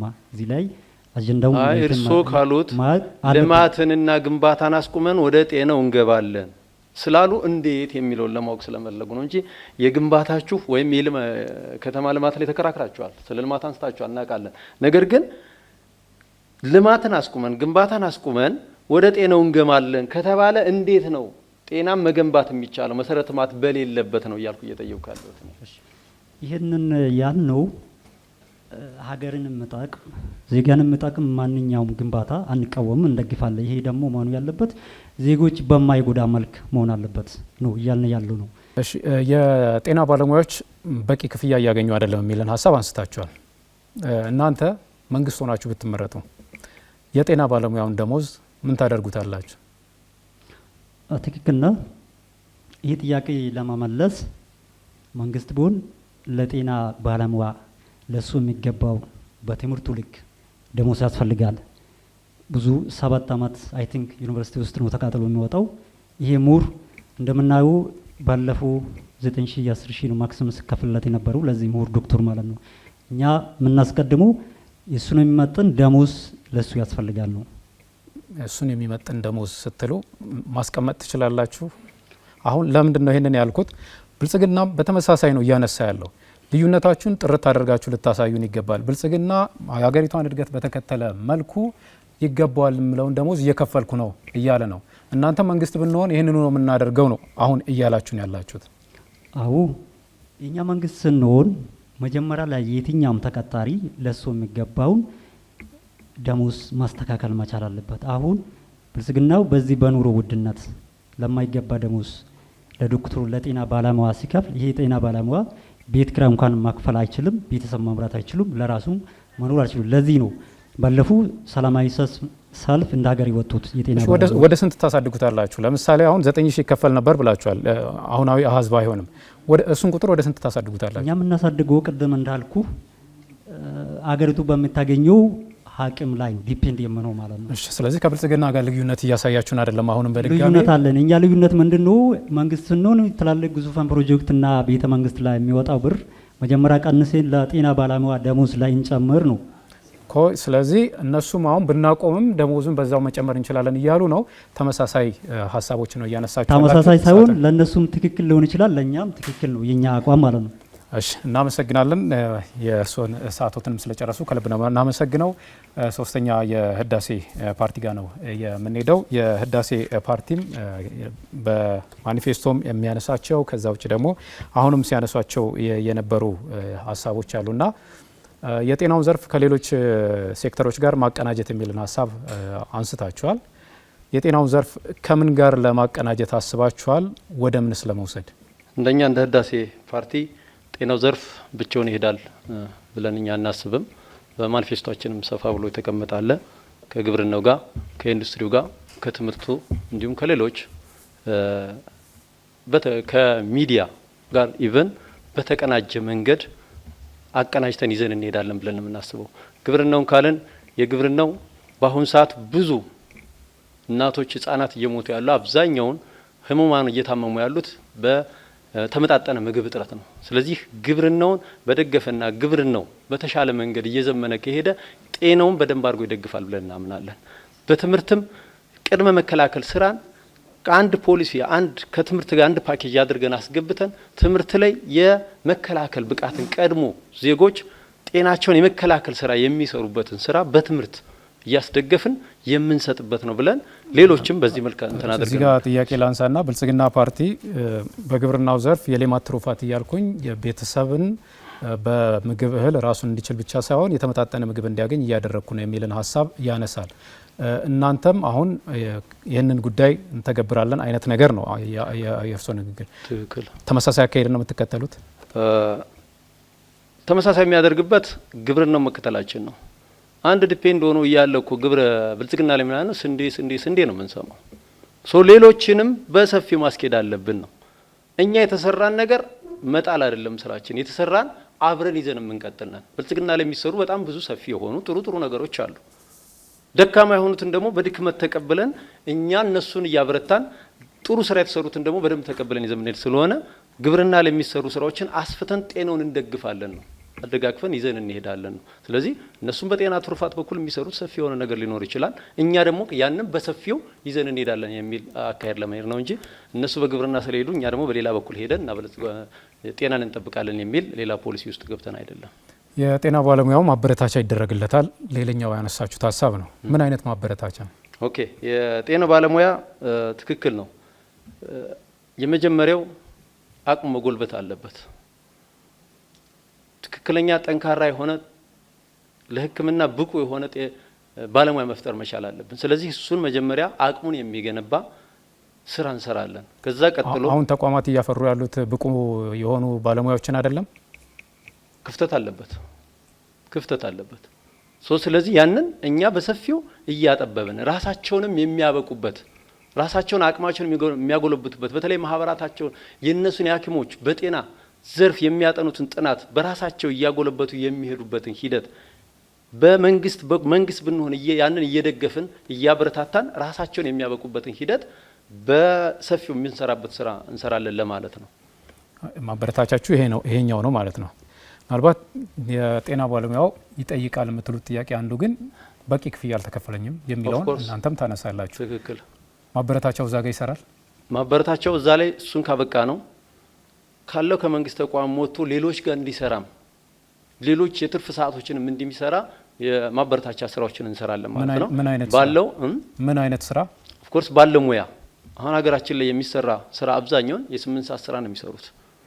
ከዛ በተረፈ ሌሎች ጋር እየሄዱ ትርፍ ታይሞችን የሚጠቀሙባቸውና የሚሰሩበትን ስራ እያበረታታን እየደገፍን እንሄዳለን ማለት ነው። ኢቭን በተቋሙ ውስጥም የሚሰሩበትን ስራ ያክል ክፍያ እየተፈጸመላቸው እንዴት ይደረጋል ማለት ነው። ያ ዞሮ ዞሮ የምናደርገው በምናገኘው ሀገሪቱ በአላት አቅም ሂደት ነው እንጂ አሁን ላይ ይህን ያህል እናደርጋለን ብለን እኛ የምናስቀምጠው ነገር የለም። ምናልባት ላነሳችሁት ጥያቄ ወጥቶ እንዲሰራ የሚለው ነገር አሁንም የጤና ባለሙያ ወጥቶ እንዲሰራ የግል ተቋማትን ራሱም ከፍቶ ወይ ደግሞ በሌሎችም ተቀጥሮ የሚሰራበት ሁኔታ አለ። እዚህ ላይ የሚነሳው ግን የመንግስት ቤት ውስጥ እንደሚሰራው ውጭ አይሰራም የተባለ ቅሬታዎች ይነሳሉ። ይህን እናንተም በተደጋጋሚ የሰማችሁት ነው ብዬ አስባለሁ። ታዲያ አሁንም እሱኑ ለማስቀጠል ነው አላማችሁ? አይደለም። እኩል የሆነ እዚህ እኛ ስርዓትና መመሪያ እናስቀምጣለን። ህዝባዊ ፍቅር እንዲኖራቸው ለሀገር ፍቅር እንዲኖራቸው አድርገን አገልግሎቱን በትክክል እንዲሰሩ አድርገን ከዚህ ወጥተው ደግሞ የራሳቸውን ጥቅም የሚሰሩበትን ሂደት መመሪያና አሰራር ጭምር አዘጋጅተን ያን የምናደርገው እንጂ ኖርማሊ ሰራ ሂድ ወይም በፈለከው ሰዓት አሁን ላይ እኮ የሆነ ሰዓት ሲኬድ ቆይ ይመጣል ተብሎ ዶክተር የሚጠበቅበት ቆይ የሆነ ቦታ ሄዶ ነው ተብሎ ዞር ተብሎ ሲፈለግ ግን አንድ የሆነ ጤና ጣቢያ ሄዶ አስቸኳይ ሰራ የግሉን ስራ የሚገኝበት ሂደት ነው። ይሄ ግን ከሰዓትና ከሰዓቱ ውጭ ወዴትም ይሄድ እንደሌለበት የራሱ አሰራርና መመሪያ ይቀመጣል። ከዛ ውጭ ባለው ሂደት ግን ራሱን ገንብቶ እንዲሰራ የምናደርግበት ሂደት እናመቻቻለን ነው። አሁን እንኳን እንደዚህ እየሰራው የስራ አካባቢ ምቹ አልሆነልኝም ብሎ የሚጠይቅ እናንተ አሰራችሁኝ ብሎ ቢጠይቃችሁ በእነዚህ መመሪያዎች አሰራችሁኝ ብሎ ቢጠይቃችሁ ምን ምላሽ አላችሁ? ያው የግድ እኮ ነው ቅጥር ሲፈጸም ሊያገለግል ነው መጀመሪያ። ስለዚህ በዛ በተቀጠረው መመሪያ በፈጸመው ውል መሰረት ነው የሚሰራ። ስለዚህ ከዛ ውል ውጭ ምንም እናደርገው ነገር የለም። ከውል ውጭም የሚሰራ የለም። በመመሪያና በአሰራር መሀል ያለን ነገር ለሱ ለብቻው ጥቅም የሚሰጥበት ሂደት የለም። መንግስትም ለብቻው የሚፈልገው ጥቅም ከሱ የለም። ባላንስ የሆነ ሁለቱን ገዥ በሆነ መመሪያ ታስሮ እኩል የሚሰራበትን ሂደት ነው የምናመቻቸው። ሌላው ከጎጂ ሱሶች ጋር ያነሳችሁት ጉዳይ አለ። ለብልጽግና እንደ ጥያቄም ያነሳችሁት ጉዳይ ነው። በተለያዩ አካባቢዎች ላይ የሚነሳ ይሄ የወጣቶች የተለያየ አካባቢ ላይ የመዋል ነገር እናንተም አንስታችኋል። ይህንንም እናርቃለን ብላችሁ ነው ያነሳችሁት። ምን በማድረግ? በትክክል አሁን ላይ ወጣቶች እንደሚታየው በግልጽ ኢቨን አሁን ያለው መንግስት እንደ ገቢ የሚቆጥረው በገቢ የሚቆጥረው ወጣቱን ግን አደንዛዥ አድርጎት ደንዝዞ መንገድ ላይ የተቀመጠበትን ያንን ከስሩ ማጥፋት ነው ትልቁ። ስሙ መጥራት ካስፈለገ ጫት መንግስት ትልቅ ገቢ ያገኝበታል። አልፎ ተርፎ በፊት ኖርማሊ ሲሸጥ ክልክል የነበረው አሁን ፍቃድ ተሰጥቶ ሻጩ ቃሚው ግን የሚቀጣበት ወጣቱ እንዲህ ግን ፍቃድ ተሰጥቷል። ሻጩ እንዲሸጥ ፍቃድ ተሰጥቶታል። ሲቅም ደግሞ የተገኘውን እንቀጣለን ይላል እንደ መመሪያ ሆኖ ወጥቶ ይሄን አደንዛዥ ከስሩ ማድረግ ነው የሚሻለው ወይስ እንዲሸጥ እየተፈቀደ ገቢ እንዲያመጣ እየተፈቀደ እዚህ ጋር ደግሞ ወጣቱ እየከሰመ ያለውን ማበረታታት ነው የሚሻለው። ስለዚህ እኛ ከስሩ ማክሰም፣ ስለዚህ እነዚህ ፍቃዶቹን መሰረዝ ማለት ነው። ፍቃዶቹን መሰረዝ፣ ምክንያቱም አንድ ትውልድ እየገደለ ያለ አንዱ አደንዛዥ እጽ ይሄ ነው። በሀገር ኢኮኖሚ ላይ የሚያመጣው ጫና አይኖርም? በሀገር ኢኮኖሚ ላይ የሚያመጣ ጫና ሊኖር ይችላል። ሌላ ስራ ለምን አንሰራበትም? ብዙ የግብርና ስራዎች እኮ አሉ። ብዙ ምን ሰራቸው ስራዎች አሉ። ኢትዮጵያ ያልተነካች ብዙ ያልተነካ ማዕድን፣ ብዙ ያልተነካ የግብርና ውጤቶች አሉ። ሶ እነዛን ማብቃትና ማበልጸግ ሲቻል ለምንድን ነው በዚህኛው ላይ ብቻ ዲፔንድ ሆኖ ኢኮኖሚ ሊወድቅ የሚችልበት? አሁን እኮ የመጣ ነው። ኢትዮጵያ ወደ ውጭ ከምትልካቸው ምርቶች አንዱ ሆኗል። ትክክል። ይሄን እዚህ ላይስ ምንድነው አቋማችሁ ታዲያ? እኛ እናቆመዋለን። ታቆሙታላችሁ? የአንዱን ማህበረሰብ ክፍል ምናልባት ከምንም እንዲጠፋ ወይ ደግሞ እንዲወገድ አይነት ፖሊሲ ይመስላል። አሁን ለምሳሌ ወደኛ ሀረርጌ አካባቢ ብትወስድ ማህበረሰቡ ኦልሞስት ማለት ይቻላል የኑሮ ልጆችን የሚያስተምሩበት መሰረተ ልማት የሚሰሩበት ቀይሮ የሚኖሩበት እንደገና ወደ ውጭ ለሀገራችን ትልቅ ኢኮኖሚ ዶላር የሚያመጡት አንዱ ጫት ነው። ይሄንን እናጠፋለን፣ ፖሊሲኑም እናጠፋለን፣ እንቀይረዋለን ሲባልም ደግሞ አግሮ ኢኮሎጂም ጫትን ወደ ስንዴ ጫትን ወደ አቮካዶ ለመቀየር የራሱን የሆነ ጥናትና አሰራር አለው።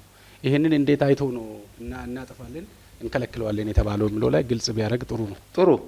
እኛ ህዝብን የሚጎዳ እኛ ወጣትን ብቻ አይደለም ህዝብን እያደነዘዘና የሚጎዳ ጫት መቼ ነው የተጀመረው ነው ወደ ውጭ ኤክስፖርት መደረግ መቼ ነው ለህዝብ አገልግሎት የዋለው የሚለውን የቅርብ ጊዜ ታሪክ እኮ ነው። የረጅም አይደለም፣ የቆየ አይደለም፣ እንደነቡና አይደለም ታሪኩ እኮ። ሌሎች ያሉን ኤክስፖርት የሚደረጉ ብዙ ማዕድናትና ብዙ ምርቶች አሉን። የነሱን ታሪክ የያዘ አይደለም ጫት እኮ። ስለዚህ እኛ እናጠፋለን እዛ ጋር ያለውን ማህበረሰብ ስንል ባንዴ ጭልጥ አድርገናል ነው የምናጠፋው። እዛ ጋር ሶሉሽን ፈጥረን ነው ሊያመርቱት ሊጠቀሙበት አካባቢው ላይ ምን ቢሰራ ምን ቢመረጥ ማህበረሰቡ ሊጠቀምበት ይችላል ከዚህ በተለየ መንገድ። ምክንያቱም ማስረዳት ነው። እዛ ጋር ህዝቡን ቅድመ መከላከል ስራ መስራት ነው። ያ ጫት ሲላክ በተለይ እንደ ሀገር ምንድነው የሚጠቅመው? ኦፍ ኮርስ ከውጭ ምንዛሪ ያመጣል። ነገር ግን በሀገራችን ላይ ያመጣ ያለው ትውልድ እኮ ነው እየሞተ ያለው።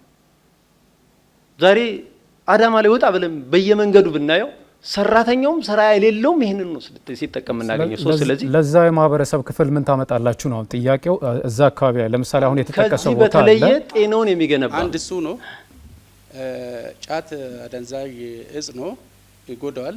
አልኮልስ ምን ልታደርጉ ነው? ትክክል። ሁለቱም ለኛ ልዩነት የለውም። አልኮል ጥያቄ የሌለው ነገር ነው። እሱንም ልትከለክሉ ነው? አልኮል ኦፍ ኮርስ እሱና ቦታውን ይዞ መሄድ በሚገባበት አሁን እኮ በሸቀጥ ሱቆች እኮ ሸቀጥ ሱቆች ውስጥ ከንግድ ፍቃድ ውጭ የሆነ በሃይላንድ አረቄዎች እየተሸጡ ነው ያሉት። መንግስት የማይከላከላቸው ራሳቸውን ችለው ቦታ ላይ የሚሸጡ ከድሮም ያሉ ግሮሰሪዎች የተዘጋጁ ይኖራሉ። ነገር ግን አሁን በየሸቀጥ ሱቆች ምንም ፍቃድ የሌላቸው አልኮል እየተሸጠ ወጣቱን እየገደሉ አልኮል ሆቴል ውስጥ ያሉ ፍቃድ ያሉ ጤናን አይጎዳም ወይ ደግሞ በየሸቀጡ የሚሸጠው ይጎዳል? እዛ ጋር ያለው የጤና መጉዳትና እዚህ ጋር ያለው የጤና መጉዳት በጣም የተለያየ ነው። የጫቱ ይበልጣል በፐርሰንት ወይ ደግሞ በእንትን መግለጽ ትችላለህ? ከጤና አንፃር አልችልም። የጤና ተቋማት በመድኃኒትና በሕክምና መሳሪያዎች በተለይ ገጠሪቱ አካባቢ ላይ ያሉት ጥያቄዎች ይነሳባቸዋል። ከዚህ ጋር ተያይዞ የሰፕላይ ቼን ማኔጅመንት ወይም ደግሞ ይሄ የአቅርቦት ሰንሰለት ችግርን ለመፍታት እንደው እናንተ መንግስት ሆናችሁ ብትመረጡ ምን አካሄድን ትከተላላችሁ? በጣም ጥሩ።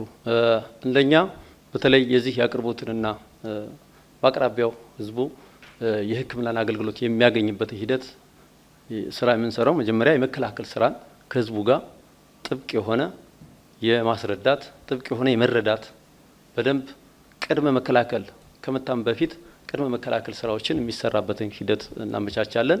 ከዛ ውጭ በአቅራቢያ ከጤና ኬላ አንስቶ ጤና ጣቢያዎች፣ ሆስፒታሎች እንደ ህዝብ አቀማመጡ እንደ ህዝቡ አሰፋፈር ተደራሽ የሚሆንበት በመሰረተ ልማት የተያያዘ አድርገን ተደራሽ የሚሆንበትን ስራ ከህዝቡ ጋር በመነጋገር ሌሎች ተቀናጅተን ቅድም እንሰራለን።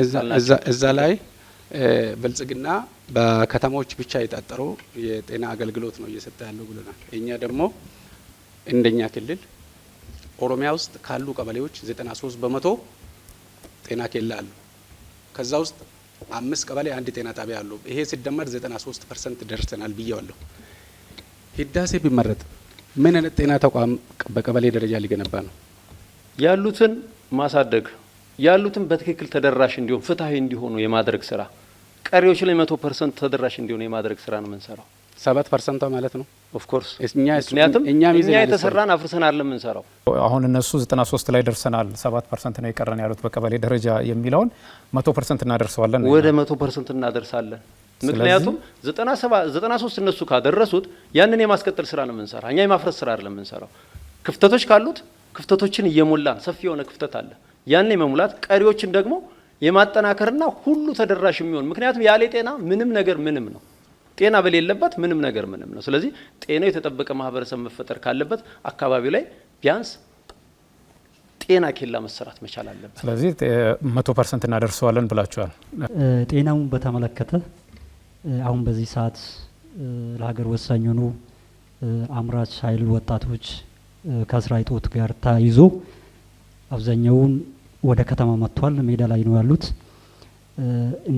እህቶቻችንም ደግሞ ሴቶች ወደ አልጋ ቤት ሴት አዳሪነት ገብተዋል።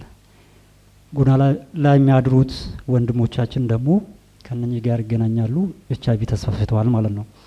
አብዛኛው ሌላ ከዩኒቨርሲቲና ከተለያየ ትምህርት ተቋማት ሲመረቅ በስራ እጦት ምክንያት ወደ አደንዛዥ እጽ ይገባል፣ ይጠጣል፣ ያጭሳል። የጤና ጉዳይ አሳሳቢ ደረጃ ላይ ደርሷል። እናንተ ህዳሴ ፓርቲ መንግስት ሆኖ የኢትዮጵያ ህዝብ እናንተን ቢመርጥ እናንተ ይህንን ጉዳይ በአስቸኳይ እንዴት ማፍታት ትችላላችሁ የሚል ጥያቄ አለኝ። መልስ የነበረው ነው። የአደንዛዥ እጾችም ሆነ የአልኮል መጠጦች ያሉበትን አካባቢ ከስሩ ማጥፋት ነው። ወጣቱን የሚገነባ ወጣቱን ከአደንዛዥ እጽ የሚከላከል ሌሎች ነገሮችን መፍጠር ነው። ወደ ስራ እንዲገባ ማድረግ ነው። እርግጥ እሱ ላይ አይደለም ክርክራችን፣ በጤናው ዙሪያ ስለሆነ ማለት ነው። ስለዚህ ጤነኛ ትውልድ እንዲፈጠር ማድረግ ነው።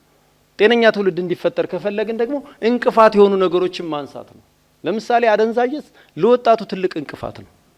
ስለዚህ ይህን አደንዛዥ እጽ የሚስተካከልበትን መንገድ ማስተካከል ነው። ምናልባት ፖሊሳችን መከላከል ነው ማለት ለምን ፖሊስ መከላከል ብቻ መረጣችሁ? ኦኬ መከላከል ብቻ አይደለም፣ መጀመሪያ መከላከል ነው የኛ ስራ። አይ መጀመሪያ ብሎ የለማ ወይ መከላከል ነው ወይ መከላከል የኛ መጀመሪያ ነው። መጀመሪያ የመከላከል ስራ ነው የምንሰራው። ከታመመ ይታከማል፣ ግድ ነው። አይታመምም ተብሎ አይጠበቅም።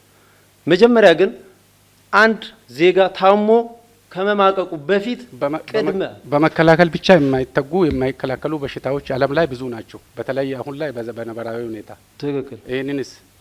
ይህንን ሕክምና ያስፈልገዋል፣ ይታከማል። ስለዚህ በዚህ አንጻር ስለዚህ እኛ ቅድመ መከላከል እንሰራለን። ከቅድመ መከላከል ቀጥሎ ጤና ተቋማትና እናሰፋለን። ከዛ ቀጥሎ የጤና ባለሙያ እናሰፋለን። ከዛ በመቀጠል የታመመው እንዲታከም እናደርጋለን። ይሄማ የኛ ፖሊሲ ነው። መከላከልና አክሞ መዳን ብለን ይዘናል። መከላከል ከሆነ መከላከልን ብቻ ወይ ደግሞ መከላከልና አክሞ እንተ መከላከል እስካልኮ ድረስ በአሁን ጊዜ በመከላከል የማይድኑ የማይፈወሱ በሽታዎች አሉ። ሰዓት እያለቀ ነው። በአጭሩ የሚመልሷት ነገር ካለ? የመጀመሪያ ስራችን እኛ የመከላከል ስራ ነው። አሁን ከመከላከል ቀጥሎ በሽታ ከመጣ ይታከማል። ያንን ደግሞ ፋሲሊቴት አድርገን የተስተካከለ ሜዳ እናንተን አድርገን የምንሰራበት ሂደት ነው። ህዳሴ ፓርቲ ህዳሴ ልዩ ምልክታችን ሞባይል ስልክ ነው። ህዳሴን ምረጡ። እናመሰግናለን። አራተኛው ፓርቲ ጋር እንመጣለን ማለት ነው። ነጻነትና እኩልነት ፓርቲ ጋር ነው የምንመጣው። ነጻነትና እኩልነት ፓርቲም ያነሳቿቸው ሀሳቦች አሉ።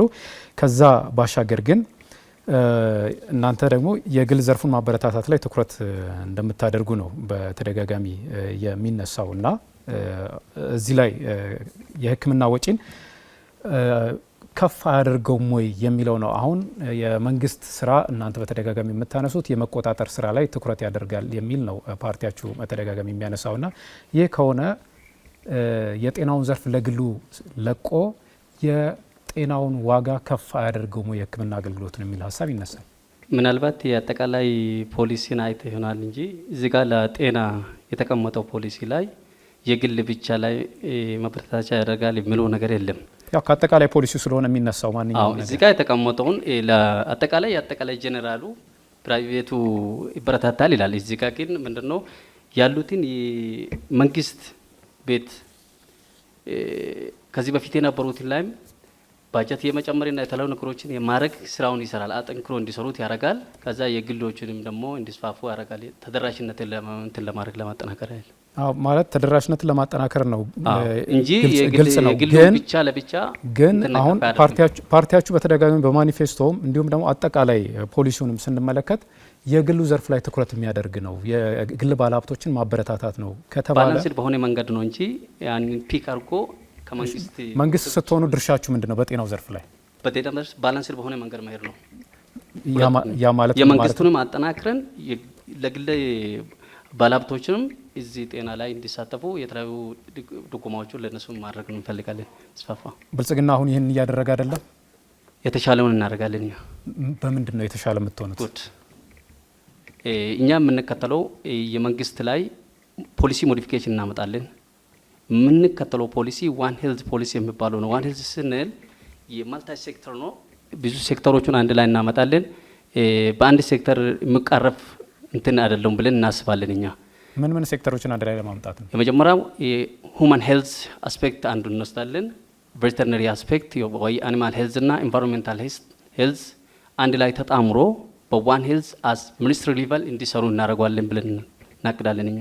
ስለዚህ የእንስሳት ጤናውን ከግብርና አውጥታችሁ ወደ እዚህኛው ጤና ዘርፍ ለማምጣት ነው ሀሳባችሁ? አዎ።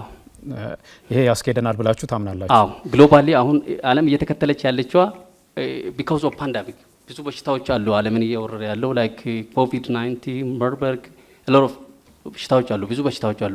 እነኚህ በሽታዎች መከላከል አልቻልንም። መቋቋም ስላልቻል ዋን ሄልዝ አሁን ተፈጥሯል። ኦልሬዲ ዓለም እየተከተለች ያለችዋ ግሎባል ሄልዝ አለ። ያንን እንከተላለን። ሴክተሮቹ አንድ ላይ መጥቶ እንዲሰሩ እናደርገዋለን። በሚኒስትሪ ሊቨል አሁን የተጀመረ ነገር አለ። ያ ሚኒስትሪ ሊቨል ሪኮግኒሽን አላገኘም። ያን በሚኒስትሪ ሊቨል እንዲያድግና አብሮ እንዲሰሩ እናደርጋለን። ይህንን ስናደርግ ደግሞ ባለሙያዎቹ በዛ ዙሪያ ያሉት ባለሙያዎቹ እንዲሳተፉበትና ባጀትን ለመቆጠብ ብዙ የሰው ኃይልንም ለመጠቀም ይጠቅማል ብለን እናምናለን። ምናልባት እንግዲህ የኢትዮጵያ የጤና ፖሊሲ በአብዛኛው በውጭ እርዳታና በዓለም አቀፍ ላይ ያተኮረ ነው ብላችሁ ቁጥር ሁሉ ጠቅሳችኋል። እናንተ ለምሳሌ 45 በመቶ ካለው በጀት ራሱ ከውጭ የሚገኝ ነው የሚልን ሀሳብ አሁንም ሲያነሱ ነበር እርስዎ ራሱና እንዲህ ከሆነ ራሱን እንዲችል ምንድን ነው የምታደርጉት እናንተ? ማሻሻያ እናደርጋለን። ምን አይነት ማሻሻያ? ባጀት አመዳደቡ ላይ አሁን ለምሳሌ እኛ ያልነውን 2017 የተመደበው ባጀት 7.3 ብለናል።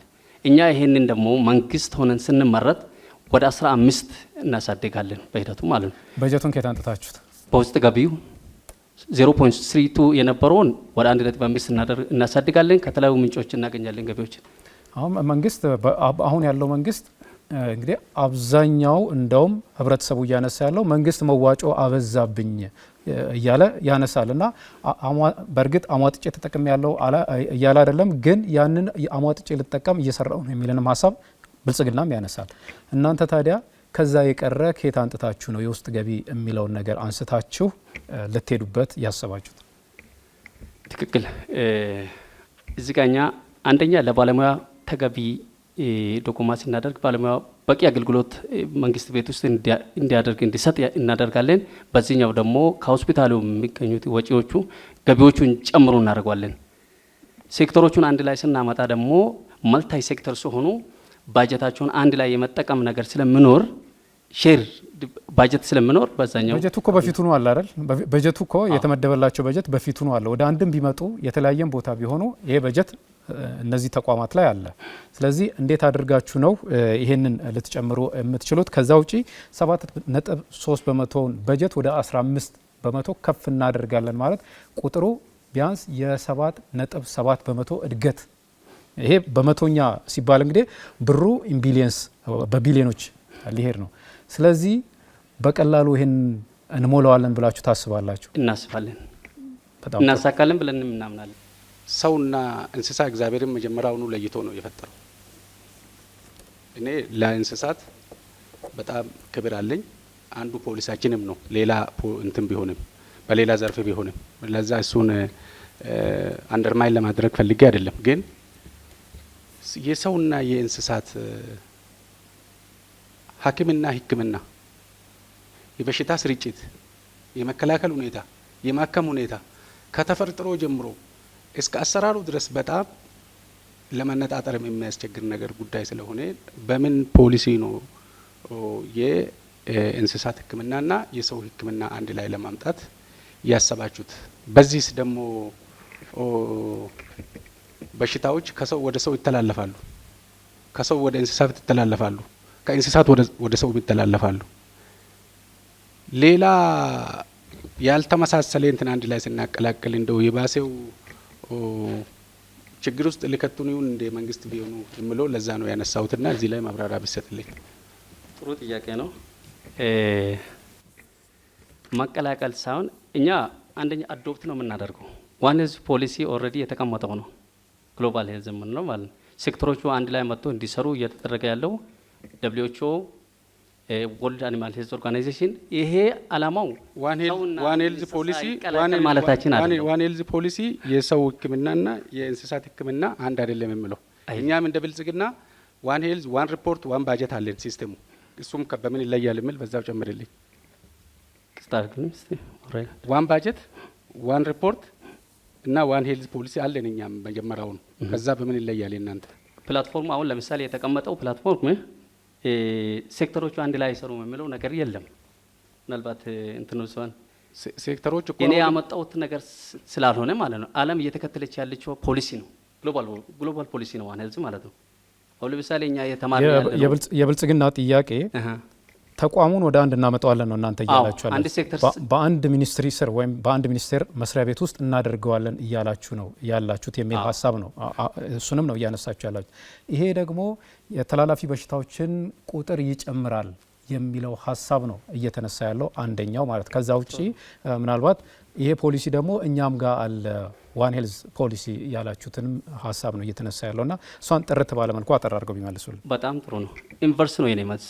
እነሱ ጋር ያለው ዋን ሄልዝ ፖሊሲ እንደውም ሚስ አንደርስታንድ የተደረገው ነው፣ የተሳሳተ አመለካከት ያለው ነው። ምክንያቱም የጤና ሁማን አስፔክትም የራሱ ዋን ሄልዝ ፖሊሲ ይዞ ዋን ሄልዝ ማለት ኢን ሴንስ የመደመር ማለት ነው። ፊሎሶፊው ከዛ ጋር ይሄዳል። እንደውም እነሱ ይወስዳሉ ብለን እኛ አምነን ነበር መጀመሪያ ማለት ነው።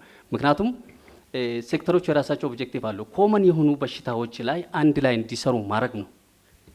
ከመድኃኒት ውድነት ጋር ተያይዞ በዚህ ሰዓት መላ የሀገሪቱ ሕዝብ ከታች እስከ ላይ ከቀበሌ እስከ ላይኛው ሀገሪቱ ድረስ ግማሹ ባለማከብ ባለመቻል በህይወት እያለፉ ያሉ ሁላችን የምናውቅና መላ የኦሮሚያና የኢትዮጵያ ሕዝብ የሚያውቁ ጉዳይ ነው።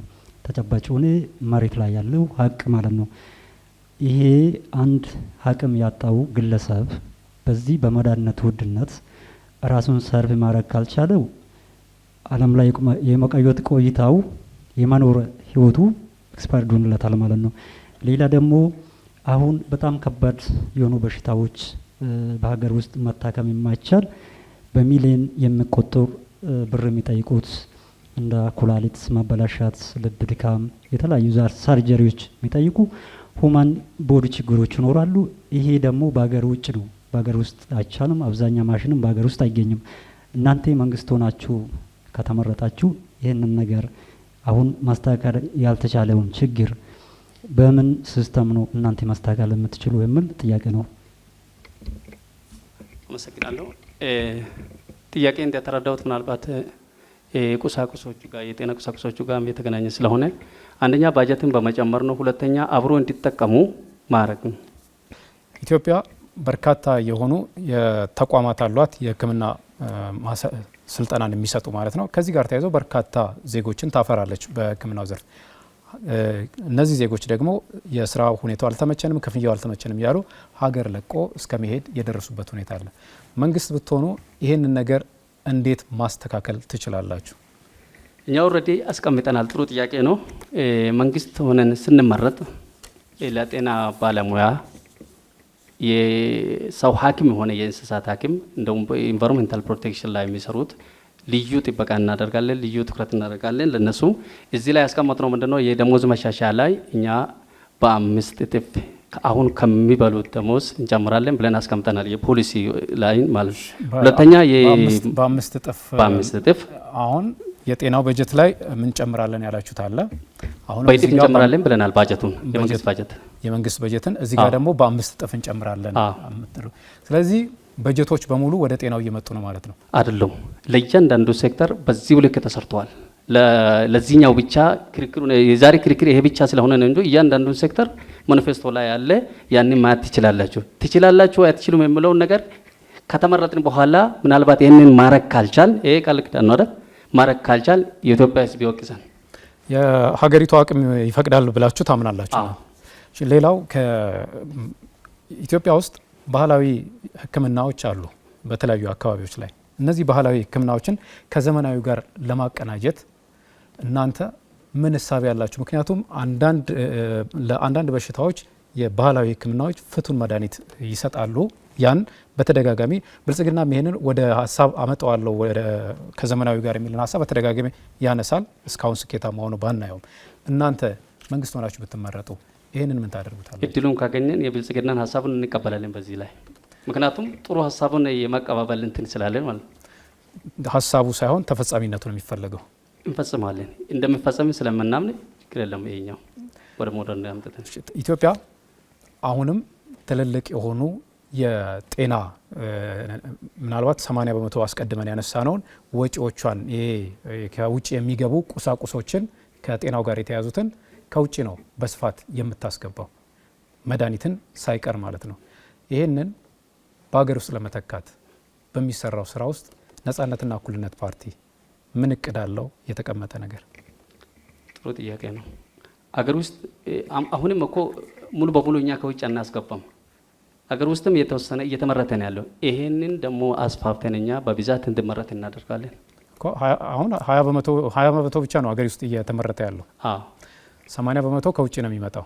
በምን መልኩ ነው እናንተ ልታስፋፉ ያሰባችሁት? ኢንዱስትሪዎቹ እንዲበዙ ማድረግ፣ ኢንዱስትሪዎቹን ማስፋፋት፣ የመድኃኒት ፋብሪካዎቹ ማለት ነው። ስለዚህ አሁንም አቋማችሁ ለግል ባለ ሀብቱ ሰፊውን ሽፋን በዚህ ላይ ስለዚህ አስቀድሜ ላነሳው ጥያቄ አሁንም ደግሜ የማነሳው ነገር የእናንተ ድርሻ የግሉ ከእናንተ ድርሻ መንግስት ስትሆኑ ከእናንተ ድርሻ በላይ የግሉ ባለሀብት ድርሻ በጤናው ላይ ይጎላል ማለት ነው። ይጎላል ሳይሆን ሰፊ ቦታው ያገኛሉ። ያው ነው እኮ ሰፊ ቦታ ያገኛል ማለት ይጎላል ማለት ነው። ስለዚህ ማድረግ የማይችሉት ነገሮች ላይ ነው ቶታሊ እነሱ የሚገቡት እንጂ መንግስት ማድረግ የሚችለውን ያደርጋል። ማክሲማም ሊሚቱን ተጠቅመው ማለት ነው። ፐብሊክ ፕራይቬት ፓርትነርሺፕ በሚልም ፖሊሲ አለን። የግሉ ባለሀብት ወደ ከመንግስት ጋር ሆኖ እንዲሰራ እንደተባሉም ደግሞ መንግስት ያልደረሰበት ቦታም እንዲደርስ ያንን ፖሊሲ አለን። ከዚህ ጋር በምን ይለየዋል እናንተ? እንደገና ደግሞ በሌላ በኩል የግሉ ዘርፍ ዋጋችሁ ውድ ነው የሚል በአንድ በኩል ደግሞ ይነሳል። በአንድ በኩል ደግሞ እንደ ፖሊሲ የግል ጤና ተቋማትን እናበረታታለን፣ እናስፋፋለን የሚል ይነሳል። የሁለቱን ሀሳብ ያስታርቅልን። እኛ የግሎቹ እኮ እዚህ ውስጥ መሳተፉ ላይ ጥያቄ አልነበረንም፣ አላነሳንንም። መንግስት አሁን በዛ ዙሪያ የሚከተለውን ፖሊሲዎች ላይ ባላንስ ስትል ጨምረን እንሄዳለን አለኝ እኮ። ጨምራችሁ ስትሄዱ ዜጎችን ታች ያለውን ዜጋ ምክንያቱም መክፈል የማይችሉትን ዜጎች መንግስት ሆነን ስንመረጥ እኛ እንከፍልላቸዋለን። ለምንድን ነው በግል ተቋማት እንዲታከሙ እድል የማይመቻችላቸው? ለምንድን ነው ይህንን የምንለው? ለምንድን ነው የግል ተቋማት የሚባሉት አሁን ከመንግስት በላይ እንዲጠነክሩ እድልን እንሰጣለን ነው የእናንተ ፖሊሲ መጨረሻውን ስናየው። ይሄ ማለት ደግሞ የጤናው ዘርፍ ወደ ንግድ እንዲቀየር እያደረጋችሁ ነው። ንግድ ደግሞ ከትርፍ ጋር የሚያያዝ ነው። ይህ ሆነ ማለት ደግሞ ዜጎች በቀላል ዋጋ ጤናቸውን መመለስ የሚችሉባቸው ነገሮች እያነሱ ይሄዳሉ። ምክንያቱም ከ80 በመቶ በላይ ዜጎቻችን አሁንም የሚኖሩበት አካባቢ የገጠራማው ኢትዮጵያ ሕዝብ አካባቢ እንደሆነ ይታወቃል። ያን ከግምት ባስገባ መልኩ እንዲመልሱልን ነው። ተደራሽነቱን እኛ ጨምረን እንሄድበታለን። ምክንያቱም ሞዲፊኬሽኑን እዚህ ጋር የተቀመጠው ነው ባይዞ እኔ በፓርቲ ፖሊሲ ውስጥ የተቀመጠው ነው እንጂ የራሴንም ወይ እንትኑንም አልጨምርበትም። የተቀመጠው የነበረውን አጠናክረን ጨምረን እናስቀጥላለን ነው። እሺ፣ በመጨረሻ አጠር አድርገው የሚመልሱልኝ ኢትዮጵያ ውስጥ ከአእምሮ ጤና ጋር ተያይዞ በርካታ ጥያቄዎች ይነሳሉ። መንግስት ደግሞ የሚመድበው በጀት ከጤና አእምሮ ጋር ተያይዞ ከ1 በመቶ ያነሰ ነው ተብሎ ነው አሃዞች የሚወጡት። ይህንን ለማሳደግ ምን ትሰራላችሁ? እኛ ሳይኮሎጂካል ሄልዝ ላይ ትኩረት ሰጥተን ጤናማ የሆነ ማህበረሰቡን እንፈጥራለን። ይሄ ቁጥሩ ይቀንሳል ብለን እናምናለን። ወደ ስንት? ሪሰርች ይፈልጋል። ስለዚህ ካደረግን በኋላ ነው እንጂ አሁን እንደዚህ ስትመረጡ ነው የምታጠኑት ማለት ነው? አዎ፣ ከዛ በኋላ ፖሊሲያችን ተግባራዊ ካደረግን በኋላ ምን ያህል ይቀንሳል የምለው ከዛ በኋላ ነው የምናየው እንጂ አሁን እንደዚህ መግባት። ስለዚህ እናንተ መንግስት ሆናችሁ ስትመረጡ ወደ ጥናቱ ነው የምትገቡት? በጥናት ላይ የተመሰረተ ፖሊሲ ነው የኛ ጥናት ፖሊሲው አሁንም ይቀጥላል በጥናቱ ማለት ነው። እናመሰግናለን። ሰዓቶትን ያው ወደ መጨረሱ ስለመጡ ማለት ነው። የተከበራችሁ ተመልካቾቻችን ሁለተኛው ምዕራፍ 17 ደቂቃ ፓርቲዎች እርስ በርሳቸው ሲያነሱት የነበረው ጥያቄ እንዲሁም ከዚህ ሲነሳላቸው የነበረው ጥያቄ የተከታተላችሁትን ይመስላል። ወደ ሶስተኛው እና የመጨረሻው ምዕራፍ እንሸጋገራለን። በሶስተኛው ምዕራፍም በቅደም ተከተሉ መሰረት ፓርቲዎች በቀጣይ መንግስት ሆነን ብንመረጥ እነዚህ ነገሮች እናደርጋለን የሚሉትን ከዛ ውጭ ደግሞ ለተነሳላቸው ጥያቄ ቀረ የሚሉት ሀሳብ ካለና ምላሽም ካለ በዛው የሚሰጡበት ይሆናል ማለት ነው። ከብልጽግና ፓርቲ እንጀምራለን። ውድ የክልላችን ነዋሪዎችና የሀገራችን ህዝቦች ሆይ የብልጽግና ፓርቲ በቀጣይ የምርጫ ዘመን በጤናዋ ዘርፍ ያስቀመጥናቸው ዋና ስልታዊ ግቦች እንደሚከተለው አቀርባለሁ።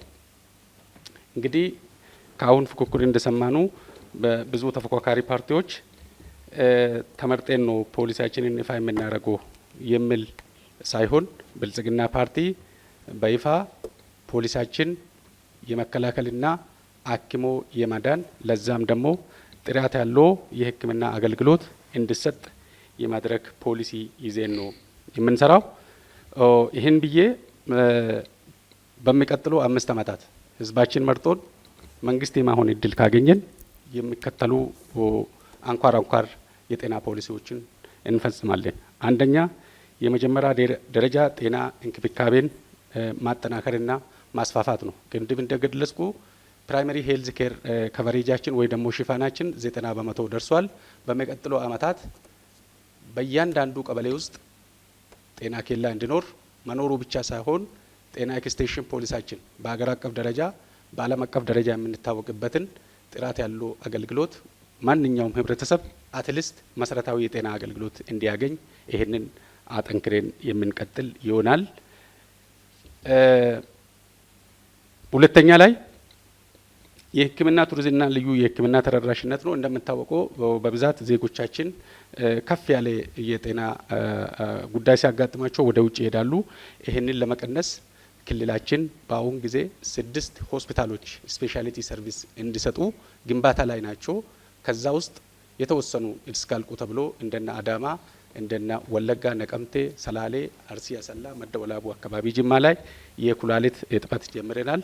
በሚቀጥለው ደግሞ አጠናክረን እንቀጥላለን። የጤና መድን ሽፋን መጨመር ብቻ ሳይሆን አገልግሎት እንዲያገኙ አጠናክረን እንሰራለን። የሶሻል ኢንሹራንስ ወይ ደግሞ የሰራተኞች የጤና መድንም ለመጀመር እንቅስቃሴዎች ተጀምሯል። ዋናና ህዝባችን ኮምፕሌን የሚያደርገው ቅሬታ የሚያቀርቡብን አንዱ የመድኃኒት እና የህክምና እቃ አገልግሎት እጥረት ነው። እሱን በሀገር ውስጥ አሁን 41% ደርሰናል። እንደ ክልላችን በዚሁ መግለጽ የሚፈልገው መንግስታችን በብልጽግና ፓርቲ የሚመራ ማለት ነው ኦሮሚያ ውስጥ 1,200,000 መድኃኒት ፋብሪካ እንዲከፈት ሰው መድቦ ስትራክቸር ቀርጾ ስራ ውስጥ ገብቷል። በሚቀጥለው ምርጫ ዘመን ሜዲን ኦሮሚያ የሆነ ካምፓኒ የሚለውን ኦሮሚያ ውስጥ እንደምናገኝ በዚሁ በብልጽግና ፓርቲ ስም ላረጋግጥላቸው ወዳለሁ። በተጨማሪ ደግሞ የግል ባለሀብት የውጭም ሆነ የውስጥ ተደራጅቶ በህክምና ዘርፍ መድኃኒት ፋብሪካን እንዲከፍቱ የህክምና እቃን እንዲያመርቱ ወይ እንዲያገጣጥሙ በሚል የብልጽግና ፓርቲ ፖሊሲ ቀርጾ ከሊዝ ነጻ ማንኛውም ባለሀብት መጥቶ ኦሮሚያ ውስጥ እንዲሰራው ሁኔታውን አመቻችቷል። አዋጁን አጽድቋል። አዋጁን ወስዳችሁ መታችሁ ከኛ ጋር እንድትሰሩ የሚልም በዚህ ጥሪ አቀርባለሁ። የሀገር ውስጥ መድኃኒት እና ህክምና እቃ እንደሚጨምር ለመግለጽ ይወዳለሁ ማለት ነው። ባህላዊ ህክምናም እንደዛው። ሌላ በወረርሽኝ ጊዜ የሚከሰት እንደነ ኮቪድ አይነት አሁንም ለመከላከል ሬዚሊያንት የሆነ የማይበገር የጤና ፖሊሲ ቀርጸን ተግባራዊ የምናደርግ ይሆናል። ሌላውና ወሳኙ የጤና ባለሙያዎችን ብቃትና ክብር እንደምታወቀው አንዳንድ ንግግሮች ዘንድሮ ለተወሰነ ወራት ዱቲ ስላልተከፈለ ብቻ ብልጽግና ለጤና ባለሙያ ክብር እንደሌለ አድርጎ የሚነሳ ተገቢ አይደለም። እኛ ለጤና ባለሙያዎቻችን ክብር አለን። እኛም ባለሙያ ነን። ይህንን አጠናክረን እንቀጥላለን። ጤና ባለሙያም ደግሞ የግል ባለሀብት ብቻ ሳይሆን መጥቶ ተደራጅቶ በዚህ ሊዝ ነጻ አገልግሎት እንዲያገኝም እናበረታታለን። እንግዲህ አጠቃላይ ብልጽግና ፓርቲ በተፈጥሮ በሰው ሰራሽ ሁሉ ነገር ቀንሶ የሰው የመኖር ህይወት ዘመኑ አሁን ላይ ከነበረው 68 ወደ 70 ከፍ እንዲያደርግ እንሰራለን። ይሄም ብዬ የምርጫ ምልክታችን የብልጽግና ማለት ነው የስንዴ ነዶ ነው። ብልጽግናን መምረጥ የመደመር ምልክት ነው። የአንድነት ነው፣ የትብብር ነው። ብልጽግናን ይምረጡ። አመሰግናለሁ። እናመሰግናለን። ሰዓቶትን ጨርሰዋል። የምናልፈው የትብብር ለኢትዮጵያ አንድነት ፓርቲ ነው። በ4 ደቂቃ ውስጥ ልክ የመደምደሚያ ወይም የመጨረሻ ማጠቃለያዎትን ይስጡልን። ውድ የተከበራችሁና የተወደዳችሁ መላው ኢትዮጵያ ወገኖቼ ዛሬ እጃችሁ ላይ ያለው ድምፅ ጠንካራ መሳሪያ ነው። ይህ መሳሪያ ከተሳሳተ አመራር ነጻ ለማውጣት ያለን ብቸኛ መንገድ ነው። ለህይወት ዋጋ የሚሰጥ አመራር ከፈለጋችሁ፣ ለእናቶችና ለእናት ጤና ቅድሚያ የሚሰጥ አመራር ከፈለጋችሁ፣ ንጹህ ውሃ፣ መጸዳጃ ቤት እና ጥራት ያለው መድኃኒት ለሁሉም ዜጎች የሚያደርስ አመራር ከፈለጋችሁ፣ የጤና ባለሙያዎች ክብር የሚኖራቸው በሚገባ የሚከፍላቸው አመራር ከፈለጋችሁ፣ ከውሸት ተስፋና ከራስ ወዳድነት ነጻ የሆነ አመራር ከፈለጋችሁ ድምጻችሁ ለትብብር ኢትዮጵያ አንድነት ወይም ደግሞ ኢትዮጵያ ምረጡ። ለውጥ እንደግፍ፣ ጤናማ ኢትዮጵያን እንገነባ። አንድነታችን ጥንካሬያችን ነው። ለኢትዮጵያ አንድነት እንምረጥ። ሁሉንም በጋራ እንችላለን። አዎ ሁሉም እንችላለን። የምርጫ ምልክታችን አውራ ጣጣችን ነው። ከእግዚአብሔር ጋር ሁሉንም እናሸንፋለን። ሰላምና አብሮ መኖር የሀገራችን ህልውና ማስቀጠል አብረን የምንከናወን ይሆናሉ። አመሰግናችኋለሁ። እናመሰግናለን። ሌላኛው የማጠቃለያውን የሚሰጥልን ህዳሴ። አመሰግናለሁ። ህዳሴ ፓርቲን ይምረጡ። ምልክታችን በእጃቸው የሚገኝ ሞባይል ስልክ ነው። ህዳሴ ፓርቲ የሀገራችን ጤና ዘርፍ ያለበት ዘርፈ ብዙ ችግሮች ለማስወገድ ህዝባችን ጥራት ያለው የጤና አገልግሎት ማግኘት እንዲችል የሚከተሉትን የጤና ፕሮግራሞች ተግባራዊ ያደርጋል። ጤናማ ደህንነቱ የተጠበቀ ማህበረሰብ ለመገንባት የጤናው ሴክተር ከሌሎች ሴክተሮች ጋር እንዲቀናጅ ይደረጋል። በመሆኑም ለጤና ዘርፉ ልማት በቀጥታም በተዘዋዋሪ አስተዋጽኦ ያላቸው ሴክተሮች ትምህርት፣ ውሃ፣ ግብርና፣ ድህነት ቅነሳ፣ ፋይናንስ፣ ኢኮኖሚ፣ ንግድ፣ ኢንዱስትሪ፣ መንገድ፣ ትራንስፖርት፣ ብዙሃን መገናኛ የመሳሰሉት ከጤናው ሴክተር ጋር በመቀናጀት የሚሰሩበትን ስርዓት ያዘጋጃል። በሽታ አስቀድሞም ለመከላከል ልዩ ትኩረት የሚሰጥ ተገቢውን ሕክምና በወቅቱ ማቅረብ የሚችል ህሙማን ከህመማቸው አገግመው ወደ ዕለት ተዕለት እንቅስቃሴያቸው እንዲገቡ የሚያደርግ የጤና አገልግሎት ስርዓት ተቀርጾ ተግባራዊ ያደርጋል። ተላላፊ በሽታዎችና ወረርሽኝ መከላከል መቆጣጠር የሚያስችል የማህበረሰቡን ተሳትፎና ባለቤትነት የሚያረጋግጥ ዘላቂ ስትራቴጂ ተነድፎ ተግባራዊ ይሆናል። ተላላፊ ያልሆኑ የደም ግፊት፣ የልብ፣ የስኳር ህመም፣ ካንሰር፣ ሌሎች በሽታዎች በከፍተኛ ሁኔታ ተስፋፍተዋል። በጤና ሴክተሩ ላይ ከፍተኛ ጫና ፈጥረዋል። በመሆኑም ተላላፊ ያልሆኑ በሽታዎችን ለመከላከልና ለማከም የፖሊሲ ማዕቀፍ ተቀርጾ ስራ ላይ ይውላል። የአእምሮ ጤናው ያልተጠበቀ ማህበረሰብ ጤናው የተሟላ ሊሆን አይችልም። ስኬታማ ህይወትን መምራት አይችልም። የአእምሮ ጤና ችግር በሁሉም የሀገራችን ክፍል በስፋት የሚታይ ቢሆንም በመስኩ የሚሰጠው የጤና አገልግሎት ከፍተኛ ተደራሽነትና ጥራት ውስንነት ይታይበታል።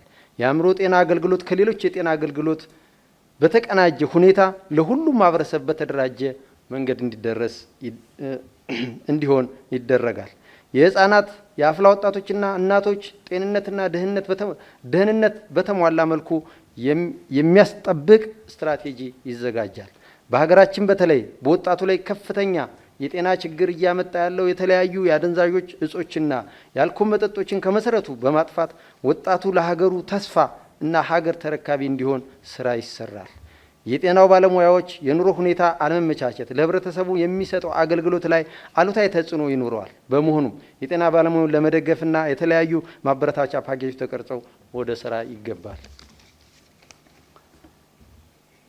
ጠንካራ የጤና ባለሙያ ማህበር መኖር ሙያው የሚጠይቀውን የላቀ አገልግሎት ለመስጠት ቁልፍ ሚና ይኖረዋል። በማህበር እንዲደራጁና ሙያቸው እንዲዳብሩ አስተዳደራዊ ድጋፎች ይሰጣሉ። በጤናው ዘርፍ የሚስተዋለውን የግብአት ችግር ለመቅረፍ መድኃኒት፣ ሌሎችም የጤና ግብአቶችን በሀገር ውስጥ በጥራት በበቂ ሁኔታ እንዲመረቱ ማበረታቻ ይደረጋል። ህዳሴ ፓርቲ ጤናውና ደህንነቱ የተጠበቀ ማህበረሰብ ለመፍጠር መንግስትና የሲቪክ ማህበራትን የግሉን ሴክተር በቅንጅት የሚሰሩበት መድረኮች ያመቻቻል። ህዳሴ ፓርቲ ምረጡ። ልዩ ምልክታችን በእጃችሁ የሚገኝ ሞባይል ስልክ ነው። የኛ ርዕዮተ ዓለም ፌዴራሊዝም ነው። ፌዴራሊዝም ደግሞ የግለሰቦችን መብት ቀድሞ የሚያረጋግጥ ከዛም ጎን ለጎን ግለሰቦች ጤናቸው ካልተጠበቀ ሊሆን የሚችል ነገር ስለሌለ ለጤና ቅድሚያ እንሰጣለን። ጤና ለመላው ኢትዮጵያ ሕዝብ አሁንም ህዳሴን በድጋሚ ምረጡ። ምልክታችን በእጃቸው የሚገኝ ሞባይል ስልክ ነው። አመሰግናለሁ። ህዳሴ ፓርቲን ከልብ ነው የምናመሰግነው። ሰዓታችሁን ተጠቅማችሁ ስላጠናቀቃችሁ። የመጨረሻ የምናደርገው የነጻነትና እኩልነት ፓርቲ ነው። የነጻነትና እኩልነት ፓርቲ በ4 ደቂቃ ውስጥ ውድ የኢትዮጵያ ህዝቦች ነጻነትና እኩልነት ፓርቲን ይምረጡ። ነጻነትና እኩልነት ፓርቲ ለዜጎች ጥራት ያለው የጤና አገልግሎት በተመጣጣኝ ዋጋ በማቅረብ ጤናው የተጠበቀውና ደስተኛ ማህበረሰብን ለማፍጠር በጤናው መስክ ሰፊ መሻሻያን ስራዎችን ይሰራል። ለዚህም የሚከተሉትን ፖሊሲዎቹን እንደ መሻሻያ ያስቀምጣል። አንደኛ፣ የሀገራችን የጤና ፖሊሲ ዘመኑን በዋጀው በሽታ መከላከልን መሰረት ባደረገውና ዓለም አቀፋዊ ምርጥ ተሞክሮቹን በቀመረው እና ቴክኖሎጂውን መሰረት ባደረገው መልክ መሻሻያ ያደረጋል። የሀገራችን የጤና ተቋማት ብዛትና ጥራት ከፍ ለማድረግ በመንግስትና በግል ዘርፍ የአዳዲስ ጤና ተቋማት ግንባታ እና የነባር ጤና ተቋማት ጥገናና ማስፋፋያ ስራ ይሰራል። ለጤናው መስክ ለጤና ሴክተር የሚመደበውን ባጀት ከጠቅላላ የሀገር ውስጥ ምርት አንጻር አሁን ካሉበት 0.32 ወደ 1.5 እንዲያድግ ያደርጋል። እንዲሁም ከአመታዊ መንግስታዊ ባጀት ደግሞ ከ7 ወደ 15% ከፍ ያደርጋል። ሌላ አራተኛ ላይ ያስቀመጠው የጤና ባለሙያዎቹን ደሞዝና ጥቅማጥቅሞች ክፍያ በአማካኝ በ5 እጥፍ እንዲጨመር ያደርጋል። መድኃኒቶችና ሌሎች አገር ውስጥ የሚመረቱትን ምርቶቹን እንዲጨመሩ ያደርጋል። ነጻነትና እኩልነት ፓርቲን ይምረጡ። ምልክታችን እስክሪብቶ ነው። ሁሉም ሰው እስክሪብቶን ይምረጥ። አመሰግናለሁ። እናመሰግናለን። አራቱም ፓርቲዎች ሀሳቦቻችሁን እንግዲህ አቅርባችኋል። ስቱዲዮአችን ተገኝታችሁ ሀሳቦቻችሁን ስላቀረባችሁ ከልብ ነው የምናመሰግነው።